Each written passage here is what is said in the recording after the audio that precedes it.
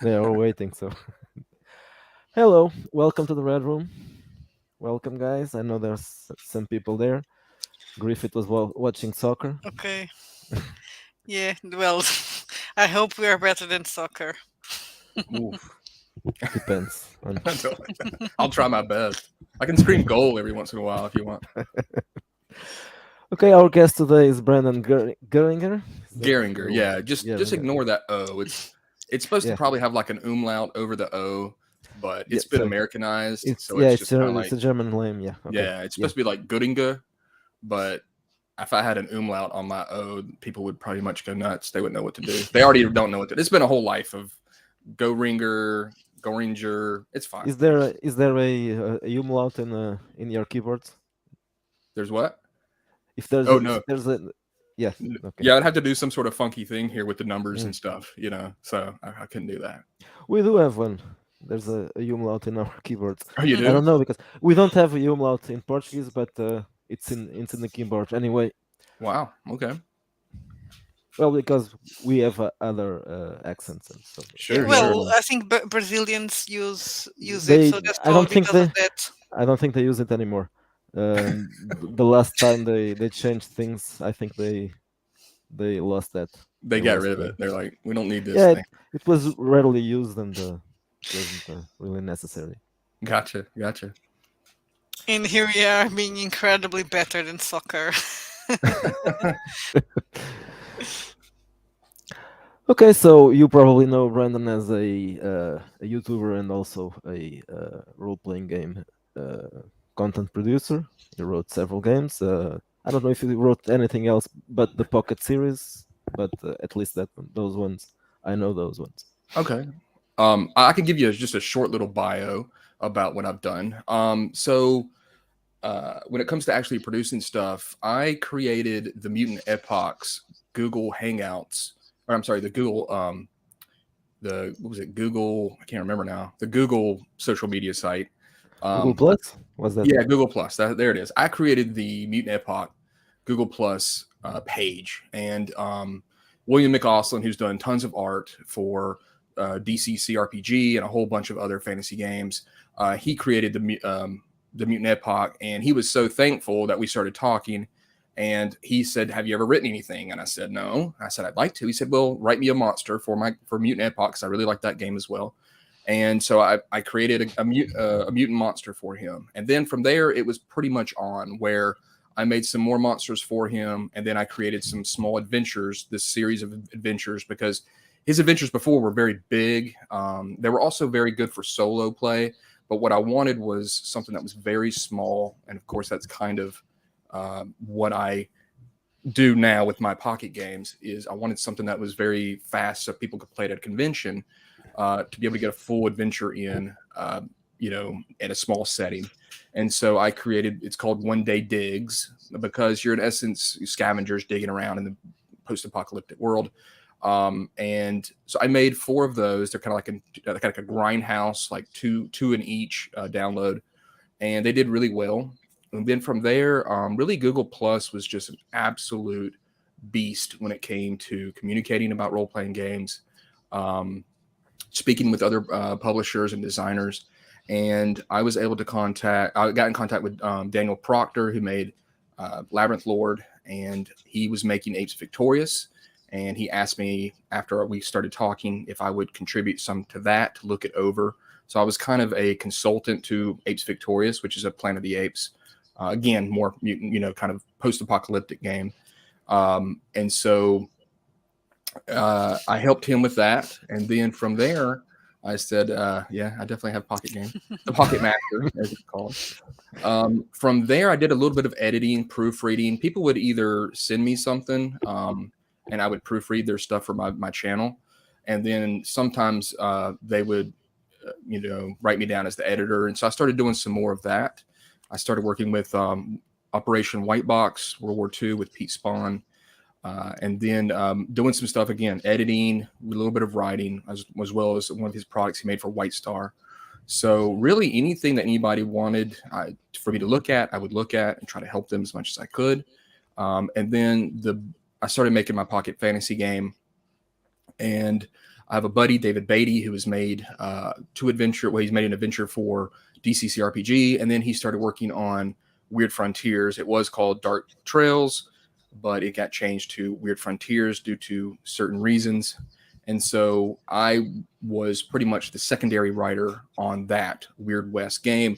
That's where the shirt is, and it's been a great big success. It was tons of work, many years in the working on it, and a lot of sweat and tears went into that book. But it's 900 pages, and it's pretty much the biggest writing I've ever done was Weird Frontiers RPG, which I've talked about on my channel, and it's just great to see it finally in the store out there. And then from there, I've made Pocket Space, and really that's about it. I still mess with some stuff here and there, got some stuff in the works for those games like Pocket Fantasy and Pocket Space, but that's pretty much just what I've done when it comes to actually creating content out there. The Space was the latest, right? Yeah, Pocket Space is the latest one, and it's been doing really well. I know that like space games are really popular right now. You've got a couple of releases that have come out from kind of the new OSR for Mothership and stuff like that. And so I think there's one called like Death in Space, and so it's sold really well, and it's been selling a bunch. Always looking for good reviews though, or any bad reviews, good reviews. Just let me know, what's out there. But yeah, I don't know if y'all seen Weird Frontiers. Have you seen? Not that one. Not that one. Yeah, you ready for this? I'm going to show you. This is the leather edition. So I'm going to show you. There's actually a Reddit right now talking about what's the biggest book, and I think that Weird Frontiers. Oh. Weird Frontiers it's it's over 900 pages. You can check it out on my channel if you want to look through it. But this is the leather version here, and it's just an absolute monster, as you can see.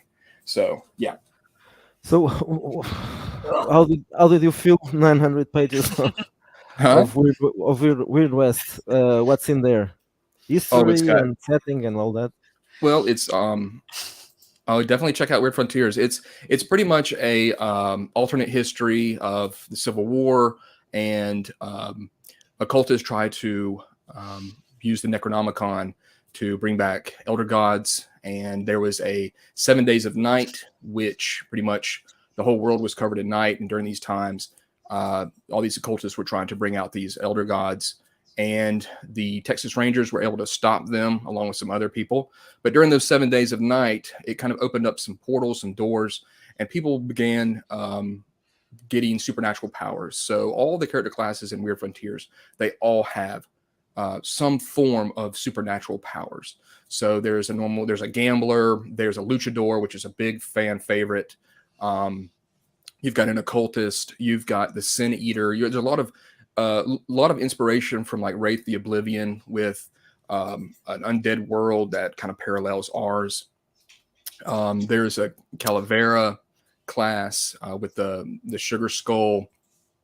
You see the ladies with the sugar skull painting on their face. So it's just it's got everything you think of some technology when it comes to kind of like a weird scientist type of character class. There's also a character class that makes potions, kind of like a Dr. Jekyll, Mr. Hyde, makes some stuff to drink and change your body or change your form. So there's tons of spells and abilities for all those classes. As you can actually see, all the black section here that's all like the arcane abilities that the characters have. So it's also available. It's also available on Draft RPG. Yeah, you can say it's not forbidden. You're not forbidden to say that name. It's in print on demand, and so you can get kind of the player section and the core rules section. So you don't have that massive. And I don't even know if Draft RPG can print a 900-page book, nor would the spine be worth a damn. But this thing is really well bound. It uses the same printer that Goodman Games uses for DCC. But there's a bunch of adventures out there, adventures in the book. It's just got everything you would possibly want in a Weird West setting. It became much bigger with the Kickstarter. And it just kind of added on to that. More creatures, more spells, more everything. And it kind of, that's how it ballooned up to those 900 pages. But it's obviously it's available there, and but the physical one does sell out pretty. I don't even know if Goodman Games still has some, but it's just been an absolute amazing thing to see actually in the store. As someone, creators such as yourselves, to be able to think one day, I'll see my book one of these days, and then to have that moment to go into a store and see it on the shelf. So that's just been it's a dream come true, honestly. The very first thing I put out to me of all my role playing and fantasy and stuff about, who I am, to see even that first monster I made for the Mutant Epoch, I couldn't believe it. And it got a great review. And, on drive through from one of the featured reviewers, I was just, again, to me, it's a dream come true. It's something I never thought I would do. Weird Frontiers is completely DCC compatible, as well as with Mutant Crawl Classics as well. There's a section in there for both of those to tell you how they can be compatible. And Weird Frontiers is the only third-party release that has the complete rules that you need. You do not need the DCC book. So Joseph Goodman gave David Beatty, he gave him permission to put that in the book, which is a big thing. So that's what I've been doing pretty much. And I might make some more pocket games in the future. People want all sorts of settings. They want, kind of like y'all's Wretched Darkness. They want some sort of like, urban horror type game. They want supers, post-apocalypse. They want a whole bunch of stuff. And it's just me messing around on Word. I make my stuff on Word. I'm not a layout guy. So it's kind of slow going on my spare time. But it's been really well received.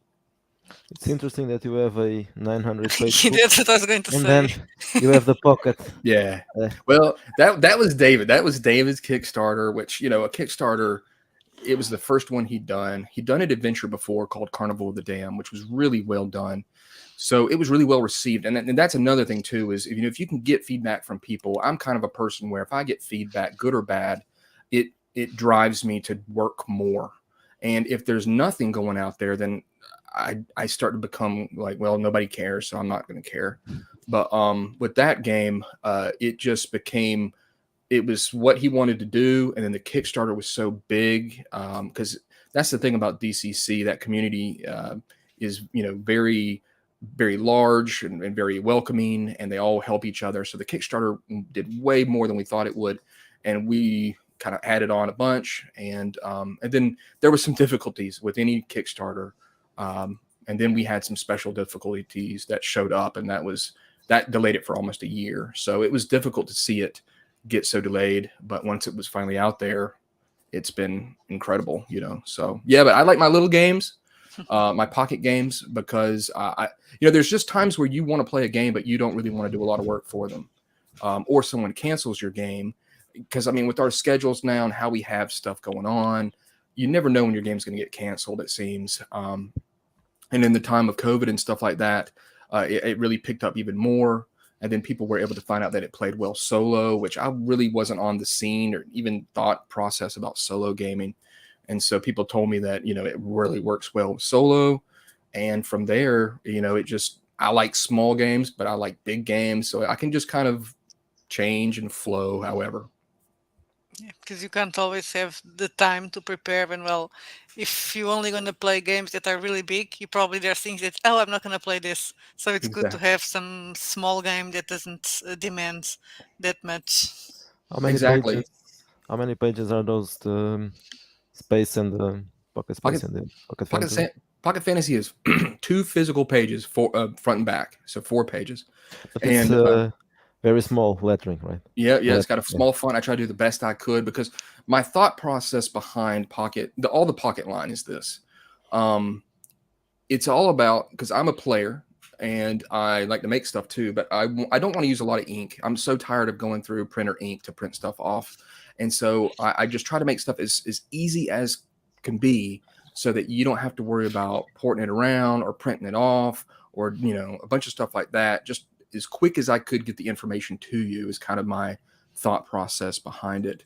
But it's Pocket Space, though, even it being 5 pages, 10 pages front and back, that was a lot of work, because space is just so much more than fantasy. And we know fantasy, we know what everything is. If I tell you it's a goblin, you know what a goblin is. If I tell you it's a Vuldruk, you don't have a clue what that is, if it's an alien race or a monster. So, I've got to be able to create these generating systems so that you can create your own creatures, name them how you want, because I simply don't have that familiarity to tell you unless I'm copying something like a Vulcan or a Klingon or Rhodian or Transdoshan or whatever from Star Wars. I don't have that ability to do that. So that's it's kind of how it is. It kind of big work, little work, whatever you can do. But I like Chalt. I see that they're talking about that too. And I was amazed at y'all's Pocket Space, your not Pocket Space, geez, so much space stuff. Your Wretched Space. I was like, this thing's massive. Yeah. The expanded version. And that's how I see stuff is how much work has gone into, things that are put out. And y'all's books actually helped me start using AI generated art, and I use that for Pocket Space because of looking through y'all's books. I saw what it was able to do, and I made the pictures, the pieces of art very small, again because it's pocket size. But I was able to get in maybe 70 pieces of art in 5 pages. Mhm. I mean, that's I couldn't do that. I'm just a guy that likes to make stuff, and that's why Pocket Fantasy was free. I just wanted people to play it. It wasn't really a thing about making money, and people said, oh, you need to charge. And so as time's gone on and people want more and more, that's when I've started to charge a little bit. But I don't like charging a whole bunch. There's so much stuff out there. I just want people to play it. Mhm. Yeah, what I saw, well, when we were on that other site, kidding, that, well, we had things that were free in the Kickstarters, but the thing is, sometimes when things are free, there are people that are going to download something because it's free, but it doesn't mean that that they're going to read it. So probably if Yeah. they have to pay something, even if it's very little, probably it makes they will actually read it. I've downloaded lots of free stuff and never looked at it. So just Sure. yeah, it's free anyway. So I'm going. But it's different if you are downloading something that you really want, Yeah. or just because you saw it on the website and okay, it's free. Well, Right. download it. Someday I might even look at it, but sometimes you don't even remember that. Yeah, it kind of goes in with the rest of the stuff, and you're like, well, maybe I can use that for something else, and then you never really get around to it. The great thing that's been about my Pocket Fantasy game is that as of right now, granted, I released this thing I think back in 2016. It has maybe 86 reviews, star reviews, not written reviews. I would love to have written reviews, but I think that's really helped it. Is if people can review stuff, even just the stars or an actual written review, which of course I would love because I like interacting with the people who've picked up my game, and I want to know what was it that you didn't like, or what I don't care so much. I mean, not to say I don't care. I love, of course, whenever people tell me that they love the game, which I've had people say that it's one of the best games they've played, which is very flattering, or it's exactly what they were looking for. But I want to hear if there's anything I can make better. It's just like I'm kind of like the Gordon Ramsay philosophy of I want to hear the bad stuff, and try to fix that to make the game better. Now, of course, I can't always make that stuff better because sometimes that's outside the scope of the game. But really, that's where it's at. Is people need to leave reviews if you like something or don't like something, even something free. I think if it gets a lot of reviews, people will see it and be like, "Well, this is free," but people spent the time to click a little star here or there, and that helps. And people really like it, and they've really responded well to it. It's not the fanciest. It's not the fanciest game, but my thought process about a lot of these games is they all are pretty much doing the same thing. You can either have a game that's very narrative and character driven, and build up a big character, or you're pretty much going into a cave or someplace, kicking something's ass and taking its stuff. That's what most of these games are. And I think a lot of people that would look at it, they may not see it, but if they can sit down and actually or watch my videos, that's another thing too. The channel's been great for helping people explain. Like if you pick up Pocket Space, I've broken down everything about it. So you should know what you're getting pretty much if you watch my video. But of course, that could be a tall order to ask someone to watch videos. We've got so much stuff in our face now. But oh, thank you. I appreciate you picking it up there, Edgelord. But Yeah, if just people would just pick it up, they've got some time, read it. But I've also been guilty of just picking up a bunch of free stuff here and there. It's just I don't know, it's just part of a habit. But Yeah. you know, So the difficulty of being concise, Griffith was mentioning that. yeah, It's not. It's really not easy to be concise and doing something so small. exactly. Um, how do you how do you manage to fit a Um, game in so little space? well, I'll tell you this. But we'll take Pocket Fantasies. That's the one that I did the most work on. So, it almost became it became just like an addiction where I just had to constantly go over it over and over. And years after I released it, I still found mistakes or errors or ways that I could be more concise and make more sense in a smaller package. But unfortunately, what I've got to do is rely on someone. It's a great game for new players, but hopefully the game master or the pocket master, as I call it, they have had some experience with role playing games. And even if they haven't, I hope that my videos have helped explain it. But you've just got to go in there and just try to really hack it down. And I will say that with my adventures that I've done 3 adventures for Pocket Fantasy. I completely ripped off Merc Borg's style the way that they wrote up their rooms because it gets to the point very quickly with your senses and then what's in the room and then what you need to fight in the room and then where you've got to leave whenever you go left or right or front or whatever, open this door, that door. So it just becomes constantly going back at it. And I know that sometimes I thought I was done with Pocket Fantasy, and then all of a sudden I look at the wife, I'd be like, I think I'm going to have to try to go more. And she was like, "You're going to go mess with that game again, aren't you?" I said, "Yeah." So it's just one of those things where you just keep hitting it over and over again. Yeah, Pocket Master, that's where it's at. And see, that helps me too because I can make that for any setting. So like Pocket Space, it's the Pocket Master. I've got a Pocket Western I'm working on, as well as a Pocket Supers game. So I can, Pocket Master. So people made fun of the game, and then crazy enough, somebody put out like one of these sex Japanese video games, and it was called Pocket Fantasy RPG. So I had to deal with like people trying to find that game and they're finding my game. So let's see. I want to put Space Marine minis to good use, but I don't want to take a second mortgage to put. Um, I think you could. I think you could. Pocket Space is a much more involved game when it comes to the characters and what they can do. In one of my videos, I talk about how in fantasy, when you're healing someone, you're pretty much like slapping mud on somebody's wound and then wrapping like a piece of cloth on it or whatever. And in space, you've got much more technology at your hands.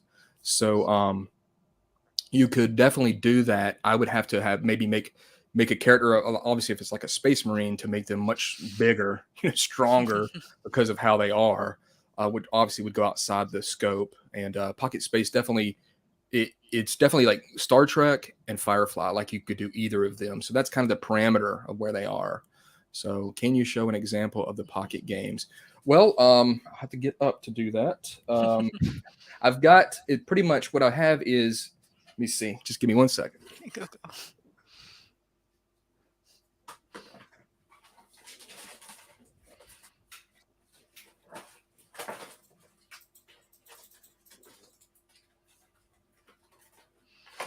Griffith disturbing the show.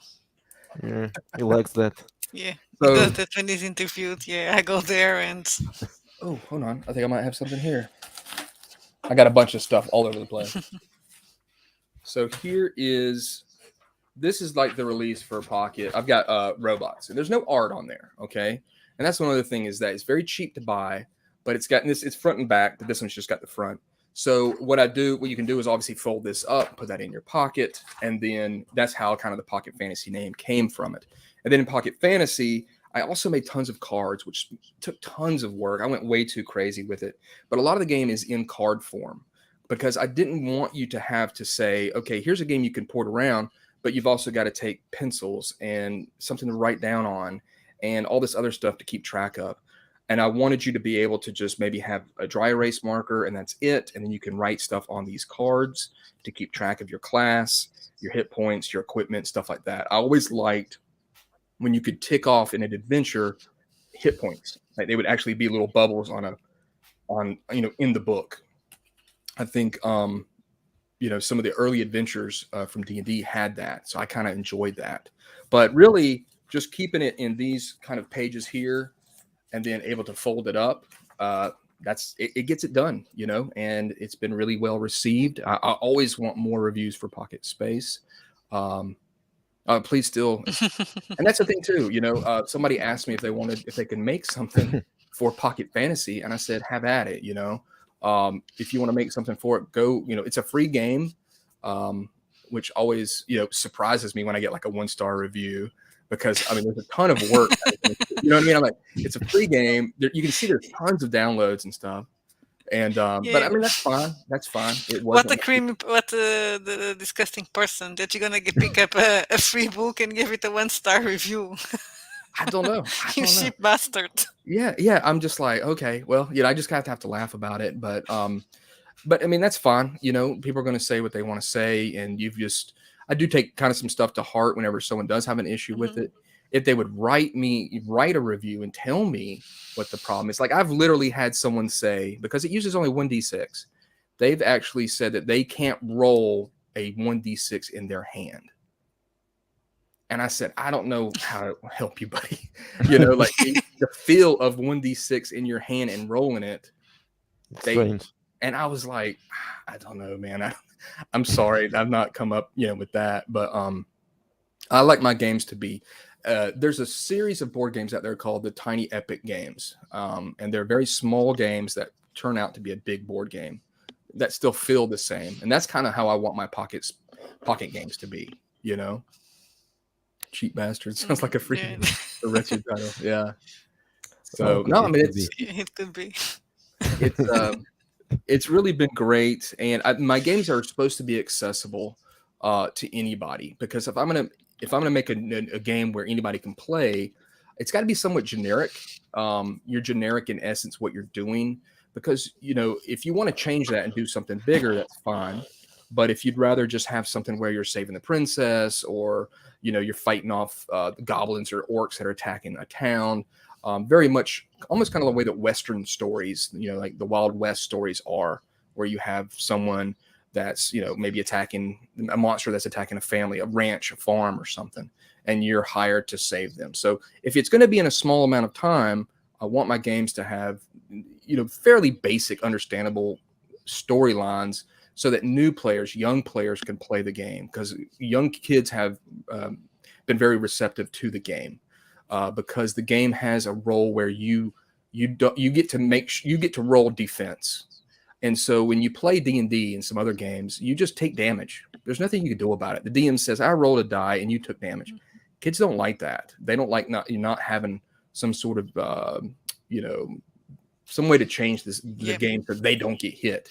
They don't like losing. No, they don't, and so they like to roll the die to say, "Oh, I didn't get hit," and that's a little bit outside. I usually don't play games like that, but I am more embracing the kind of Merkborg player-facing roles, because as a DM, sometimes I enjoy, just sitting back and having them decide their fate with their bad rolls. I'm tired of being like, I killed you. Sorry, I'm rolling 20s over here. But with you, I'm like, if you're having a bad night of rolling dice, I might end up with you getting killed instead of me killing you just because I'm rolling well. So, yeah, it's been great. I need more work. It's tough to find the time to work on it. And we know how that is. I don't know how you guys put out so much stuff. I know that, Miguel, you said you've been working on this stuff for a long time, but my God, man, I'm looking at your books and I'm like, this is a ton of work. Well, I've been doing this full time for a year, so it's that explains part of it. And I had some. And he likes some it of so the work. much that sometimes it even works Yeah. during the weekends. And they're like, let's get away from the computer. That's Oh the no, I'm problem. having fun. It's a problem of having a job that you like, so you start working too much. Right. So, do you have another job you do? No, just So this is it, full time. Yeah. That's great. I'm glad. I'm with the drive-through RPG thing that happened, I couldn't imagine, like with, now granted, this gives me, some money so I can help pay some bills and stuff like that here and there once I let it build up. But always the dream would be to be able to make it so that you could make a living off this, but that's very difficult, obviously to do. But Yeah. but communication with other people, I'll say this for anybody, not that I mean, I've got my toe in this industry, is just communicating with people. I think if you communicate with other people that are in the industry, Google Plus let me do that big time, and they'll help you out. Scratch my back, scratch your back, I'll scratch your back type of thing, and it can get the ball rolling for you. So that's great that you're able to do it all the time. Yeah, that's actually how it started. Well, I have a full-time job, so Mhm. Miguel is the one doing this full-time. So in a way, we don't really need it, though. Of course, for Miguel, it's his job now. But I think since Miguel started, it was a bit like that because Green Gym just offered to publish his first stuff, and then yeah, I guess most people have been really helpful and welcoming to us since the beginning. That's great. That's great. I see your channel is getting more and more subscribers. That's always a grind too when it comes to YouTube channels. Yeah, this is we don't do much, well, we don't do any reviewing at all, Mhm. Yeah, almost. well, I want to And I want to go back to doing some reviews or overviews, but then I see other people like you, and you do it so well, and I was like, yeah, I suck at this. Gotcha. and Well, but I yeah, do it's it. that. Yeah, I do it very go ahead. basically. I do it very basically. That's the thing too, is how much you put into it is how much you'll get out of it. So if I would sit down and learn how to do more editing, stuff with, if I knew Photoshop or if I knew all this other stuff, or I used all these other software, then my channel would probably blown up. And if I talk more about fifth edition and what's going Yeah, on and drama and stuff like that, um, I appreciate that a bunch. Hmm. It just mine has pretty much just been a slow thing over time, and I've there's been times where I didn't mess with it very much. Honestly, I had other stuff going on, and I let it dive down and then back up. But it's been picking up lately. Once you hit 1,000, I think people just kind of see, oh, this person has 1,000, I'll subscribe, and so that it starts all of a sudden picking up. But then you have the hurdle of the 4,000 viewer hours. That's been challenging for me, but honestly, it hasn't been a thing where it's been a super goal. It was never a goal of mine. It's kind of like with my role playing. I just want people to play my game. And if I help somebody out, especially third party, not as well known designers of their games, because there's tons of channels out there talking about fifth edition, and that's not my game. A lot of newer games are also not my game. I'm more of an old school kind of guy. And so I want to spotlight that adventure or that game that no one else is doing a video of. If I see a bunch of videos that's got the same game, I'm like, I guess I could do one. But I know those guys put a bunch of production value into it, and they've got fancy music and stuff like that. I said, let me go get someone else's that I like, that's a good product, that just needs the spotlight on it. And that's kind of the direction of my channel. uh, when did you start the channel? Gosh, well, I started originally just streaming some like Lord of the Rings online games. So the channel's been around for quite a while, but where I really started picking up was probably about, I would say maybe about 5 to 6 years ago. DCC was the review that really kind of blew me up, because DCC would just come out kind of, and whenever that game came out, that kind of helped spur the channel. I was doing reviews of adventures for it, and then the Mutant Epoch, and so yeah, pretty much at the start of DCC, whenever I started playing with DCC, that's when the channel started getting bigger. And then, like I said, I let it go die down a little bit. I didn't get much, it's difficult because, again, much like my role playing, I want people to, if they comment, I love commenting. I think if you look on my Drive to RPG games, I try to answer everybody, because I was so tired of seeing publishers and designers and creators with their products on Drive to RPG. They wouldn't respond to questions, from people. And I'm always looking at it from a player first perspective. And I'm like, why don't you answer these people? They've got a question about your game. Don't you care? And if I have a mistake, I had a mistake with one of my games, I couldn't even think until I went and fixed it. It was just an ownership thing. And some people No, I appreciate that. Yeah, thanks. You were quicker than me, damn you. Yeah, I'm too busy talking. I I was can't. gonna do that. Yeah, that's But why I think we like doing more interviews yeah, instead of doing videos. I think we got to the conclusion. That's how we started. Well, we prefer to have sure. to interview people and just have someone do all the work and all the talking for us. Right. Yeah, Well, y'all got So you got thank two you. of you. Yeah, That's yeah, already better. See, it's better. Yeah, I got you no can. I got nobody. You know what I mean? So I can get my little girls in here, and I might be funny, but yeah. and I've started introducing them. I finally explained what role playing games are to them. They're just 10 and 8, but I'm starting to get them kind of worked into Do it. you But play? Do you play with them? Because I'm thinking of playing with my niece. Well, with my nieces, but Mhm. one of them is still too young. But yeah, the other is coming around 8. So I'm thinking trying to play with her and one of her friends. And slowly trying to but the problem is trying to get them quiet enough to actually play. right. You've got to take a very measured approach with it. I've just started, literally like just a couple of weeks ago, because it's been one of those things. As a father of two girls, they're 10 and 8, where I love role playing. I love fantasy. This has been my life. This is who I am um, since I was a child, and so it's been difficult to finally decide, will my girls like this stuff? So I've been holding back until they get older, they can understand it more. Because I don't, if they don't like it, I mean, of course I'd be disappointed, because I'd love to be able to play games with them as they get older. And I've got so much stuff that I could play with them. So it's kind of one of those things where I don't want to dive in to it until I know that maybe, just maybe, they will. Do I go to any conventions? I went to I've been to Gary Con. I've been to Gen Con once. I'll probably never go back to Gen Con. Gen Con is a great convention, but it's literally like I like this movie, and then you're going to go to a Netflix convention where everybody likes all sorts of movies. It's not nuanced enough for me. You you like, oh, I like role playing games. Well, everybody else does. They like this, and they like 18,000 other things too. So Gary Con's a great convention. I went to Dragon Con several times, but it's more of a celebrity convention. Its role playing game is not great. And I've been to some smaller ones as well, but for me, Gary Con is, when it comes to old school role playing, it's the best. Yeah, Gen Con is way big, but I met some incredible people in the industry at Gen Con, so that was great. I met some people that are huge names from out the history of role playing games, and some people that are new that make waves in the role playing game industry as well. So unfortunately, I will not be at Gary Con this year, but there is a possibility. I'm hoping. I have a new job that I'm working now, and COVID and stuff like this has made Gary Con and some conventions kind of blah. I may be able to make Gary Con next year. I've heard great things about Origins. I know my buddies that I've met online, they go to Origins and they really like it a lot.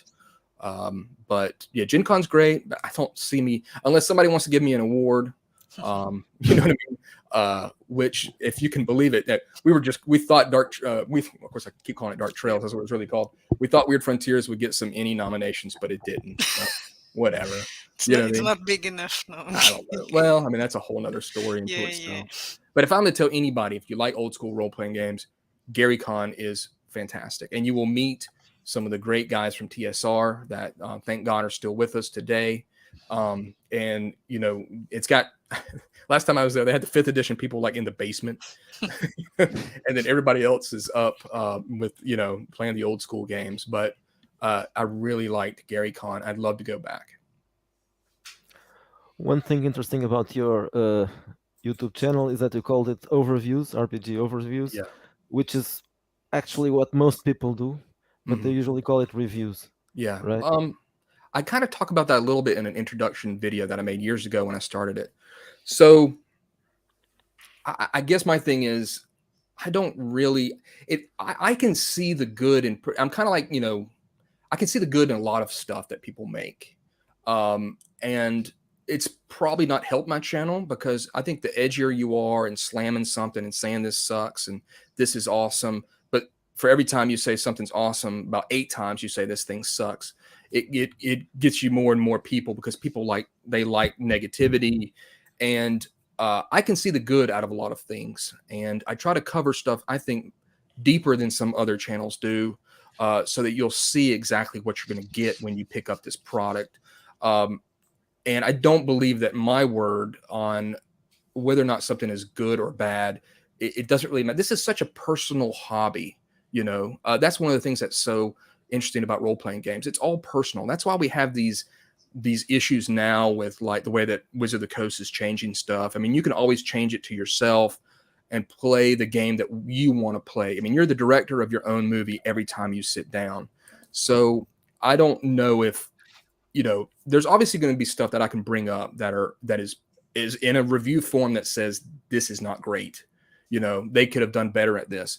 But overall, I want to spotlight the stuff that is good, because I think a lot of people, you can pull out a lot of good stuff from these, and that's what we do with a lot of these books. I mean, I got tons of books, and I'm probably not going to do them, you know, run them exactly the way they are. I might change it because, again, I'm the director. Um, so yeah, I understand about the negativity. It's, you know, it's just something I decided not to do. And mainly because I'm just like, you know, I'll bring up some stuff here and there, but I'm not afraid to review anything. I guess I say review. I mean, they are reviews, but I'm not going to slam something too bad. Yeah. Well, I think Um, why would you even review something that you don't like?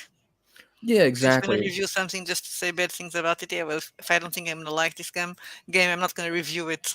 Exactly. And nobody's approached me with a game that's like, you're playing, you know, 16-year-old kids and you're going shopping in a mall. You know, I'm like, or you're in the high school, you know, and I'm like, no one's come with me with that game yet, and I don't know what I would do if, yeah, I would be like, I don't know if that's really my bag, buddy, you know, but Well, most but stuff people are putting isn't out that there, fifth edition now? what's that? Something like that. Yeah, Things for fifth edition. I think it's kind of people working in a coffee shop and stuff yeah, like that. exactly, You don't exactly, review exactly. fifth edition.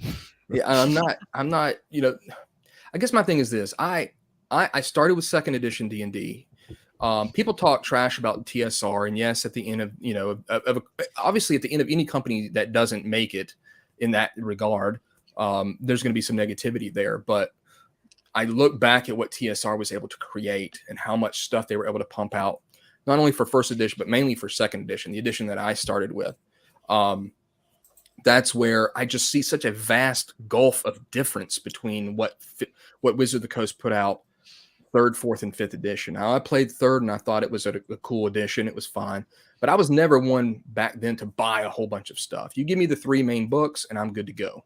Maybe I'll get a setting here and there, but to me, nothing can touch second edition when it comes to box sets, the settings, the amount of content you got when you bought a box set or a book.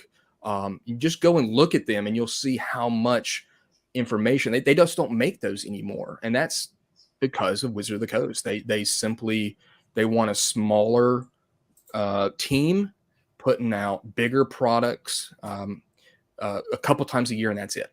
And then let everybody else do the work now with the DM's Guild and stuff like that. And I really like the way that they, you know, you had Forgotten Realms and they just pumped out tons of stuff and they fleshed out that setting. And then now we get like these little things that a book that's Ravenloft, one book. You know what I mean? I'm amazed. I'm like, where's the effort here? And then half the book is a level 1 to 15, I think, adventure. Get out of here with that. You know, I'm like, do some actual work and create this setting, and fluff it up and do like you used to do. I would probably be back if they would have that type of, you know, focus and drive to make.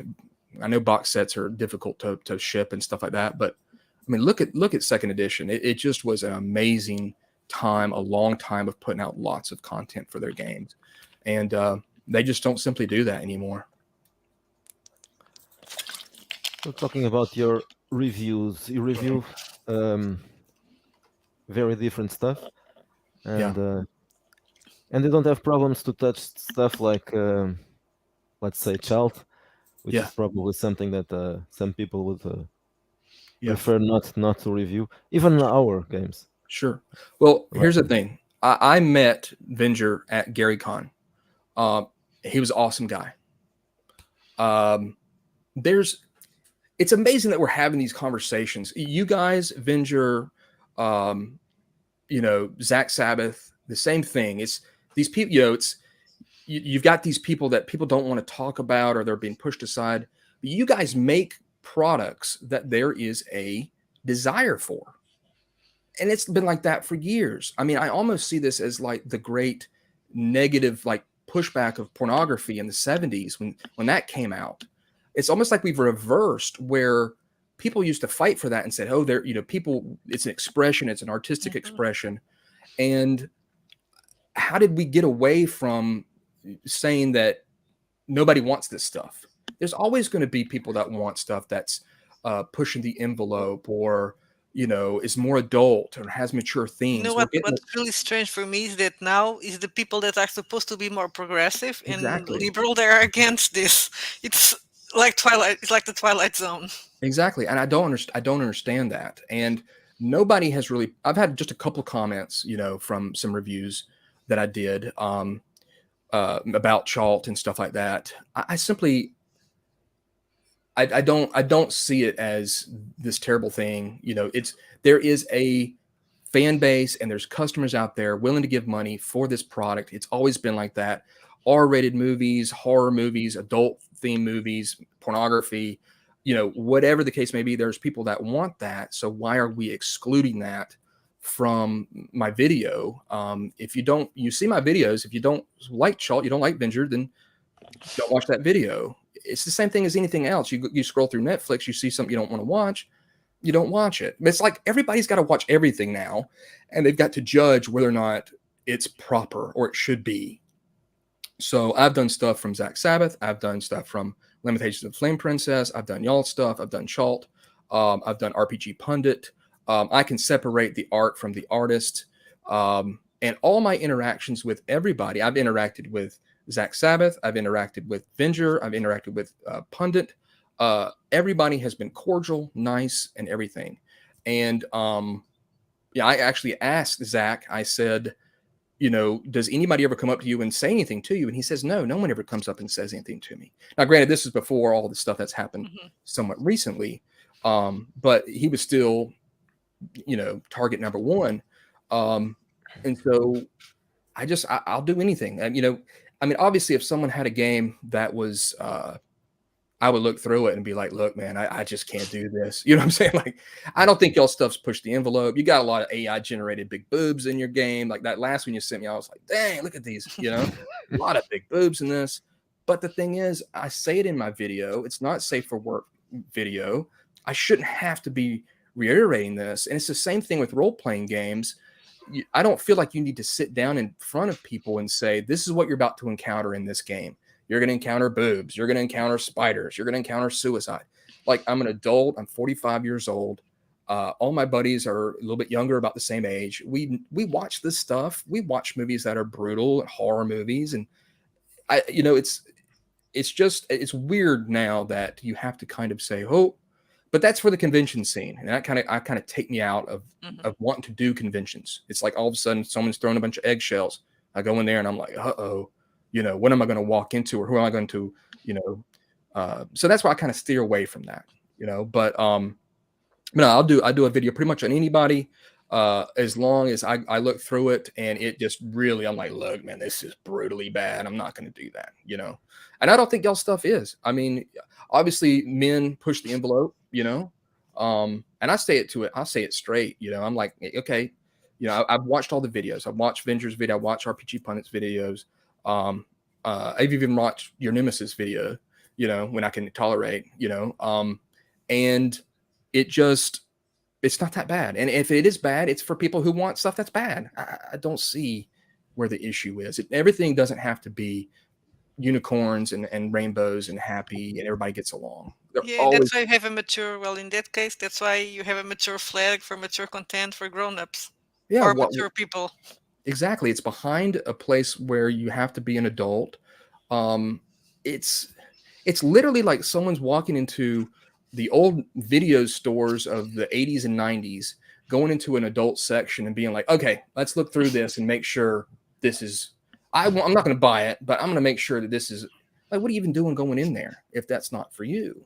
So, no, everybody I've talked to has always been cool. Like I said, Venger's been cool. I've talked to Jim Grimm, everybody that's in the industry that we'd say was on that side, as the other side likes to say, those people.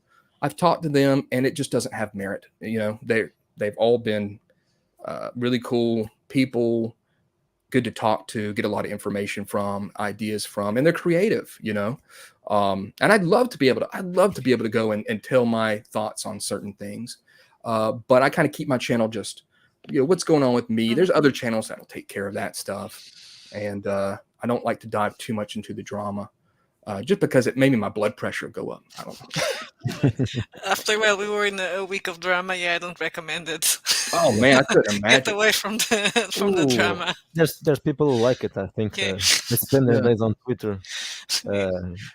right. having arguments, but I don't have the patience for that. Even Well, though I Twitter, know that's it's good for. Well, I use it for promotion, of and course. I'm using it more now, but Mhm. I still don't have the energy to get into Yeah. those Twitter fights. It's tough. It's tough, and I got off Twitter. It's a negative space. It's difficult. You just don't. You get way more negativity than you do something positive. I yearn for the days back of Google Plus. It was absolutely just the heyday of communication and talking. Just so this Um, one. This is funny. no, I mean, like I said, you're the AI. I'm all for AI generated art. You're not going to stop that train. You're not going to stop technology. Companies It here and there are going to say keeps they're not. getting better. Yeah, it's only going to get better. That's just like everything else. I mean, it's only going to get better. They need to fix them fingers. Mhm. They got, they got to fix those pupils. They got to stop making everything have three legs. Once they start doing that with AI generated art, then it's going to get a lot better. Yeah, it's actually funny. So when the pictures that Miguel did for Saint Claude, so they are photorealistic, so they look like pictures, but everybody has that vacant look in their Yeah, eyes. But yeah, actually, it looks good in that case yeah. because it gives everybody a really strange, Definitely. Like there's a strange picture look. in Wretched Bastards of just like a bunch of dudes with beards and stuff. And if you look in real close, oh, there's that wonky AI. But as a whole, when you look at it, it looks fine. So I mean, it's the debate of the day pretty much. And it's allowed someone like me who doesn't have those resources to be able to create something that it may be a roadblock for me even putting it out. And if that's going to stop someone from being able to actually play it. Now, I'm all for if Paizo and these other companies want to not use AI. Fine, you've got the money to pay people. Exactly, it Right. will I be don't have bad the if money. they say exactly. They should hire people. They can afford it. Yeah, but for people that have an idea, a brilliant idea, or whoever, whatever you've got, maybe there's somebody out there right now, and they can't get it to market, or they can't get it out there. They might not have the capital to be able to do that. AI generated art's going to be in everything. We're going to be seeing that in posters for movies, and it's just going to be part of the future. And what I say is, you have to, if you're an artist out there, you've got to stop looking like you're an anime drawn characters. There's so many people like, I'm an artist, and you look animated, drawn, and it looks like everybody else's. You're going to have to stand out. Frank Frazetta stand out because of how he drew and how his art was. And that's how it is for all of them. I can look at a Jeff Easley picture and know that it's him. You can look at these artists and know they're them, and that's what makes them great artists. So that's how that fight's going to have to be. It's difficult to say, okay, you're a great artist, but now you've got to step up and be more unique. But I literally know a guy who drew for Image Comics. He got hired on to draw one of the Spawns, and they said, great, you're a great artist, we're having you on. And they said, now we want to show you how you have to draw. You have to draw and make it look like Todd McFarlane's art. And so it's kind of the same thing. And that was 20 some years ago, 25 years ago, where they were like, okay, now you got to look like this guy. So I'm all for AI generated art, but yeah, big companies, they shouldn't be using it. They don't need to come out with some statement like Paizo just did. Yeah. I'll also state, since we've got this vocal platform, I don't talk too much about this stuff. I don't trust Paizo with their OGL thing that they're going to make. They're not a company that is going to be some great savior in all this. They have a checkered past about how they've treated some stuff in the past as well. But getting away from the OGL for certain people is going to be a good thing. Less power in the hands of Wizard of the Coast. I'm glad that Old School Essentials is not making a stripped out OGL version. So people are doing some of the right things. There's a little bit of an overreaction, I think, that happened, and people are like, "We're stripping the OGL," and then we have to see what happens. But uh, yeah, it's an interesting time for role playing games. That's for sure. You know. We're getting rid of the OGL next. Well, Oh we yeah. are already taking it because we didn't use so much Right. of the original rules, Hmm. so it's just doing some small changes and then Okay. we take Are it out. you still working on? Because you know, like I know we've emailed and talked. Your Wretched Epoch is awesome. Like that. That's a it's a unique setting. And I think in this time, we need unique settings more than anything. It's like someone said. I think when fourth edition got announced, like I've got plenty of rules for games. It's settings that I want. Yeah. I want inspiration. So I really I really tell y'all to push that mutant the wretched epoch because it's really unique. Yeah, the next we are going to release a core book for rules for Mhm. Ratchet rules, and then it will Okay, be settings only. So I that's will great. do a second edition at least for bastards first, and then probably country or epoch, and Gotcha. then it will be just settings because Yeah, and probably maybe a I little bit of also increasing yeah in the just settings small so that there's also something new if someone wants to that already bought the old version wants to buy the new one. So probably will since there'll yeah. be not no rules or less rules, will increase the setting. Sure, I also definitely. prefer. I don't like rules actually. It's just a necessity, but I like settings much more than rules, and so it's I'm now with you. we're going to just work on settings. Uh, I'm with you when it comes to rules, and that's why obviously a lot of my videos are about OSR games. And there's so many OSR games now, and I simply find it very difficult to be super excited about a new Mhm. OSR game. Uh, you're going to tell me, oh, here's my version of this, and here's my version of that, and they do the job well. They a lot of them do the job well, and it's starting to become a little bit where I just don't have that. I'm like, oh, I used to have a shelf. I used to have a shelf. It was just tons of OSR books. I did videos about them and a lot of stuff like that. And I just looked at them one day and I said, this is just a hodgepodge of stuff. And, and they all kind of do the same thing. Like, why have I bought it's like buying Fast and Furious and Mhm. Quick and the Fast. You know what I'm saying? It's like I love the Fast and Furious. I don't like the Fast and Furious movies.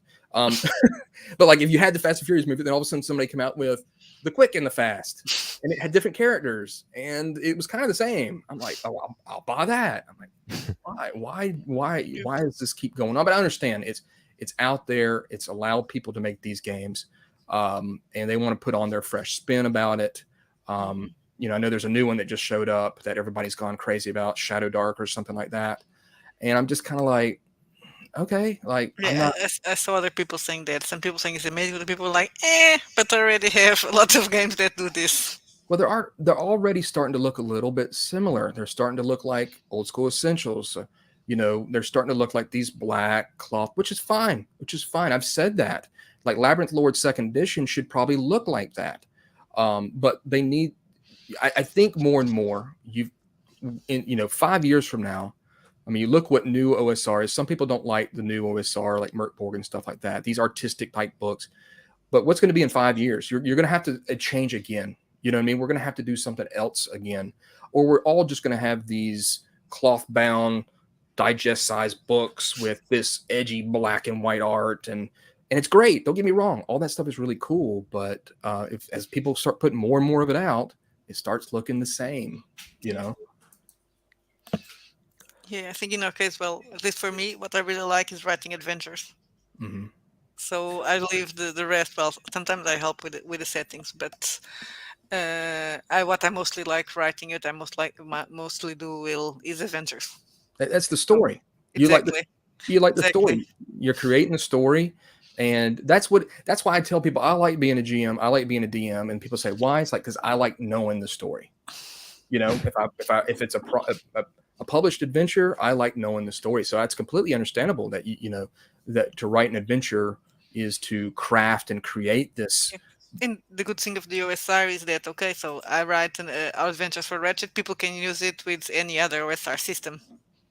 They don't have Okay. to use it with the ratchet rules. So Right. I Right. guess that's one of the things that I like with the OSR. So I can pick another adventure, another setting, and just use it with the ratchet rules. Yeah, that's great. And a Yeah. lot.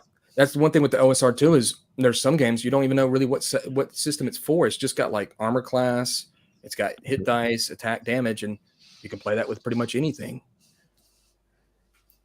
Yeah. Even though we prefer to do settings and scenarios, but the truth is games sell much better. Mhm. Always, Sure. always.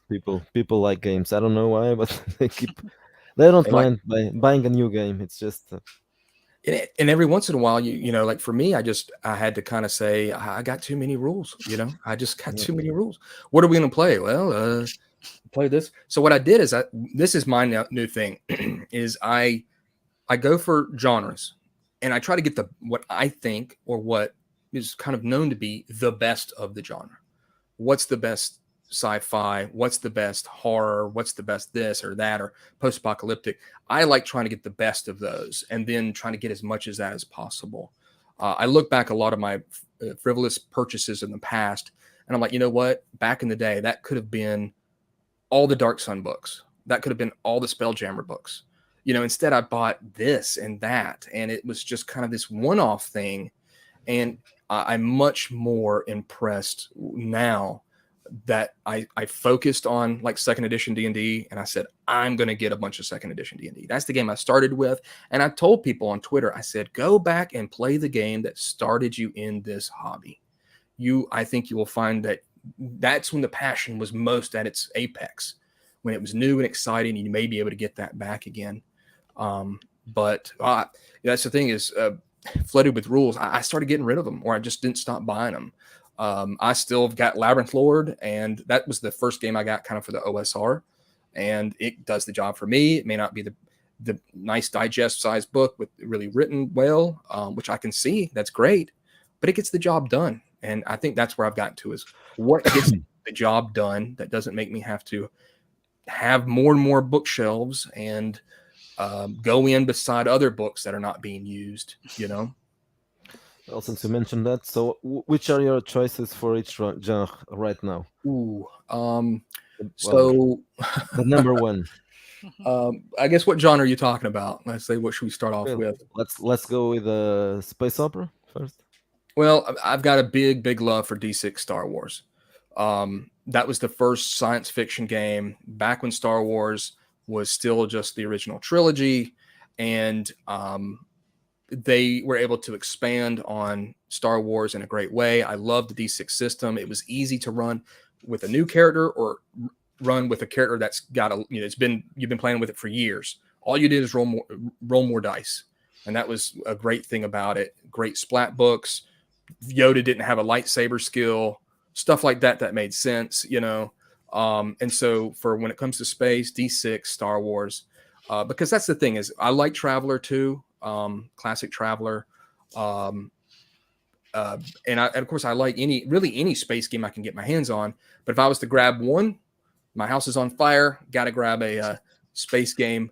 I'm probably going to grab my D6 Star Wars books just because they mean a lot to me. And that's because it is such a personal hobby. That weighs a lot into my decisions as well. So that would probably be my space game. Obviously for Fantasy. Western, Yeah, for Western, it would be Weird I'm not. Frontiers. And I it will won't be ask you about that one. And it fantasy, will be you hard all to save the 900 pages. Yeah. Yeah. I got everything in there. I better grab that. I won't need anything okay. else. Superheroes. Um, I've never was big into superheroes. I've played a couple games. I played Savage Worlds kind of superhero stuff a little bit, and that was pretty fun. I was big into Savage Worlds when it came out. I almost kind of burned myself out of it because I played so much of it. Yeah, that's the West End Games version of Mhm. D6 Star Wars. I've got this, and I've got DC Heroes. And I read about how that game it's more based on physics, and that just kind of spurred me. I prefer DC over Marvel, just in the characters and the stories.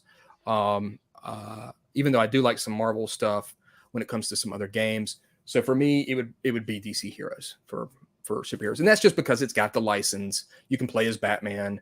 You can play as Superman with their stats, and it's got a different system based off of physics. Let's go with horror now. Well, I would probably say Call of Cthulhu, but I no longer have Call of Cthulhu.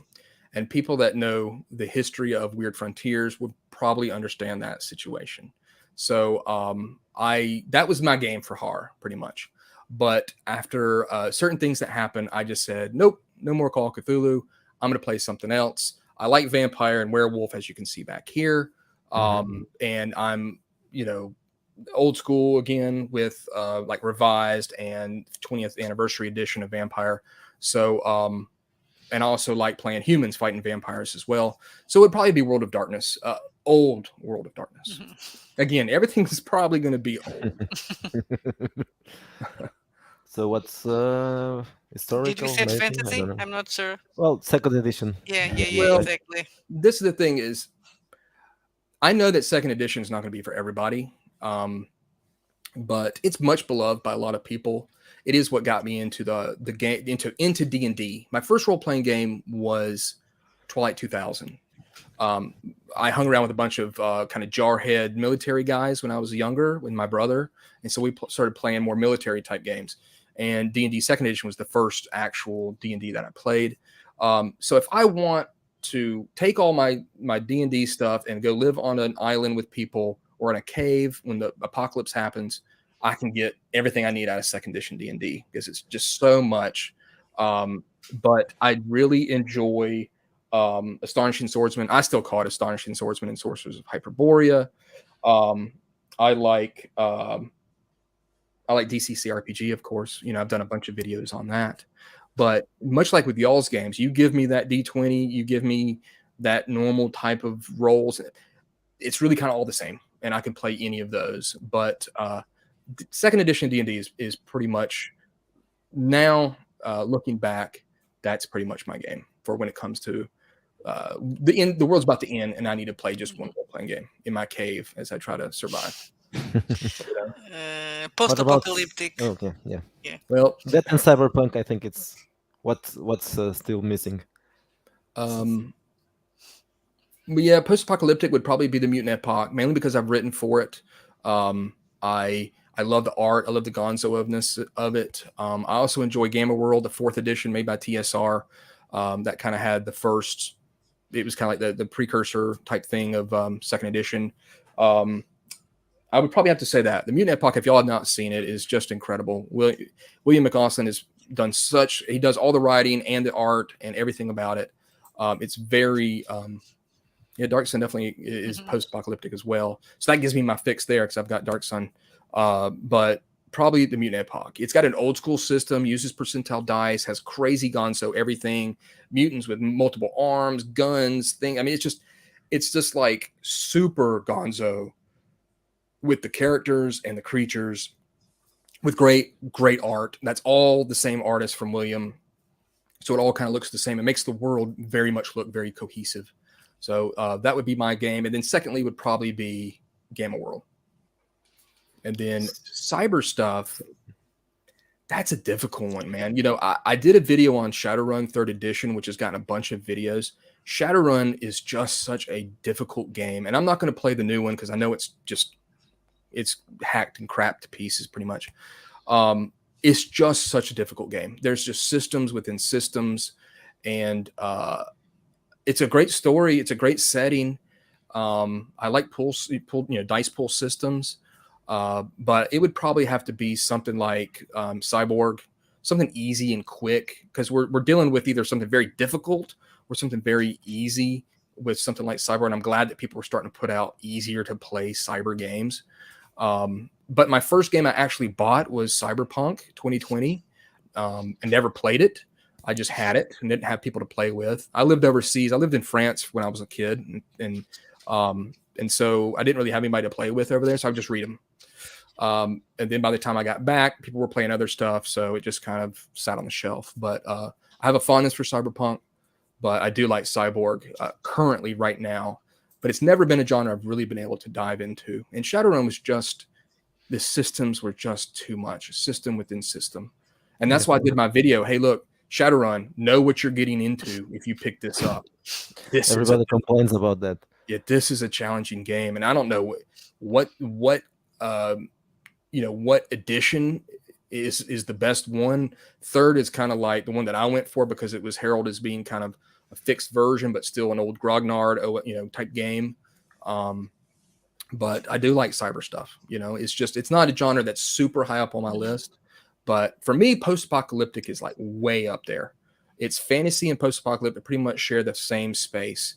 Post-apocalyptic is an incredible genre because we already maybe despise some stuff in our world, and we want to see stuff that tore down, but then we want to bring back the stuff that makes us survive and is memorable to us.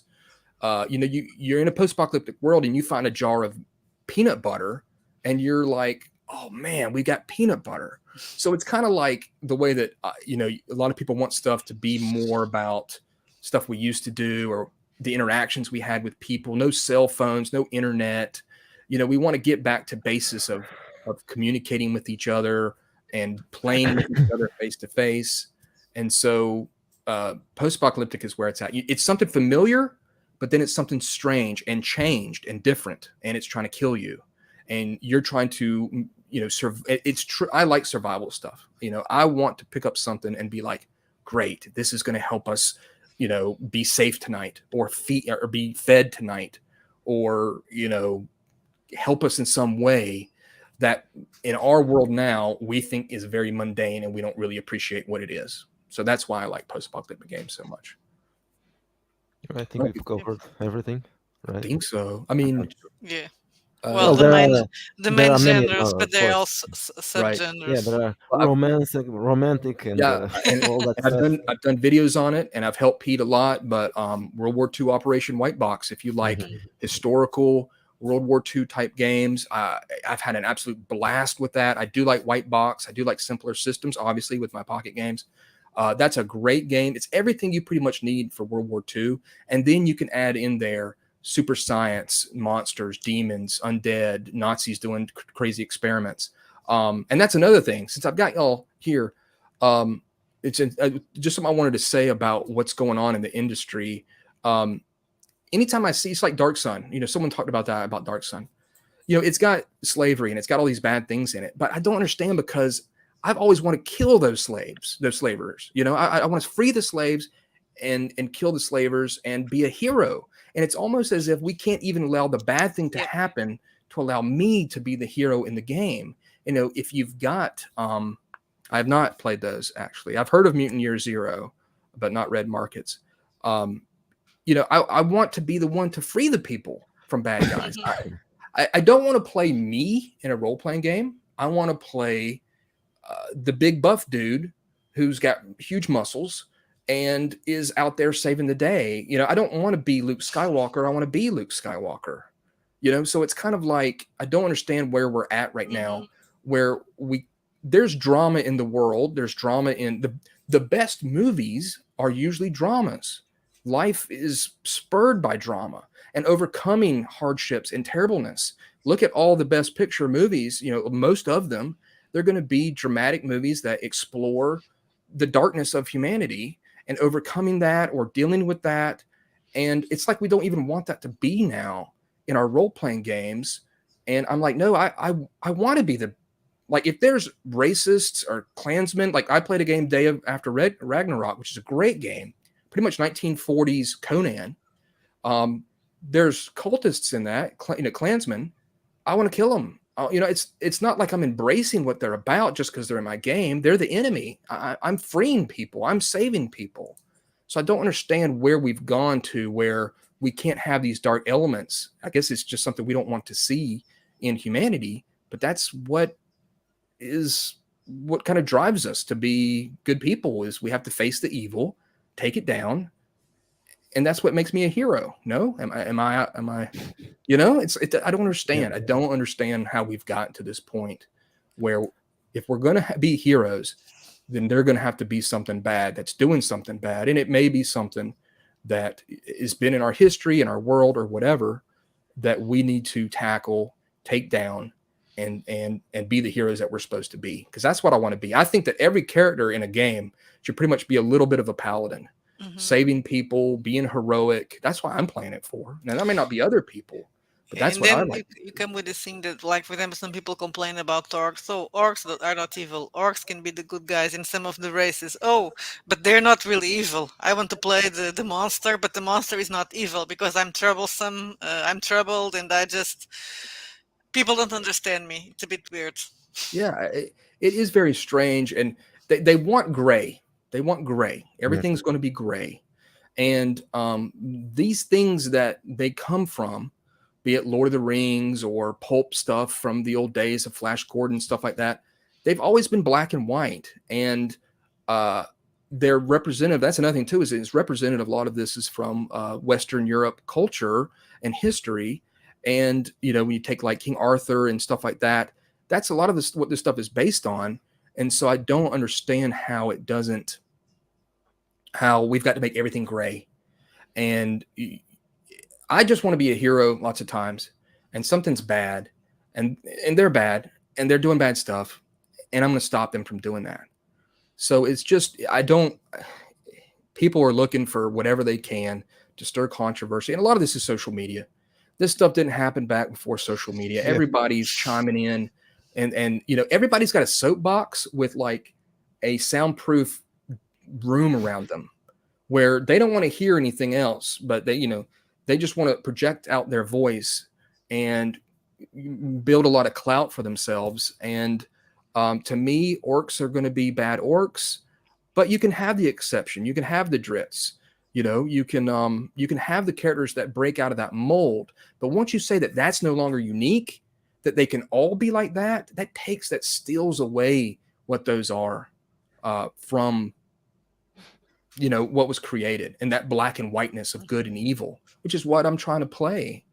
And I think there's just right now we're just in a real rough spot with this industry, and it never used to be like this. Social media has created this, and you just got to, I hate to say it, but you just got to stick with what you know and do and people. And if somebody wants to create a character like Dritz, that's great. But again, he's fighting back against this oppressive society that and culture that he grew up with, and it makes him unique. You're now stealing that from his character. It's not like he went and stopped a lot of that stuff that they were doing or fought back against it, and that's the drama of his story. And that's why it's so great. Once you steal that from him and say that you're not even going to have that opportunity, it weakens everything around it. So yeah, it's a strange time. And social media is the war ground, it's the warfare. That's the ground of war right there. That's where it's all happening. And it's just so difficult. Yeah, it's escapism. Hmm. Um, it is a game. But if somebody said, "Hey, you see some goblin," here's an example. So I did an adventure for Middle Earth role playing game, which I used to play that game and loved it a bunch. And there were female orcs I put in there, and it was a difficult thing for the players to decide whether or not they were going to go in there and slaughter those female orcs. So way back then, that's something that maybe it would make you think like, well, what should we do? And that's okay. It's okay to have these moments, but when you're just trying to tell a story of good and evil, let the evil be evil so I can be the good guy.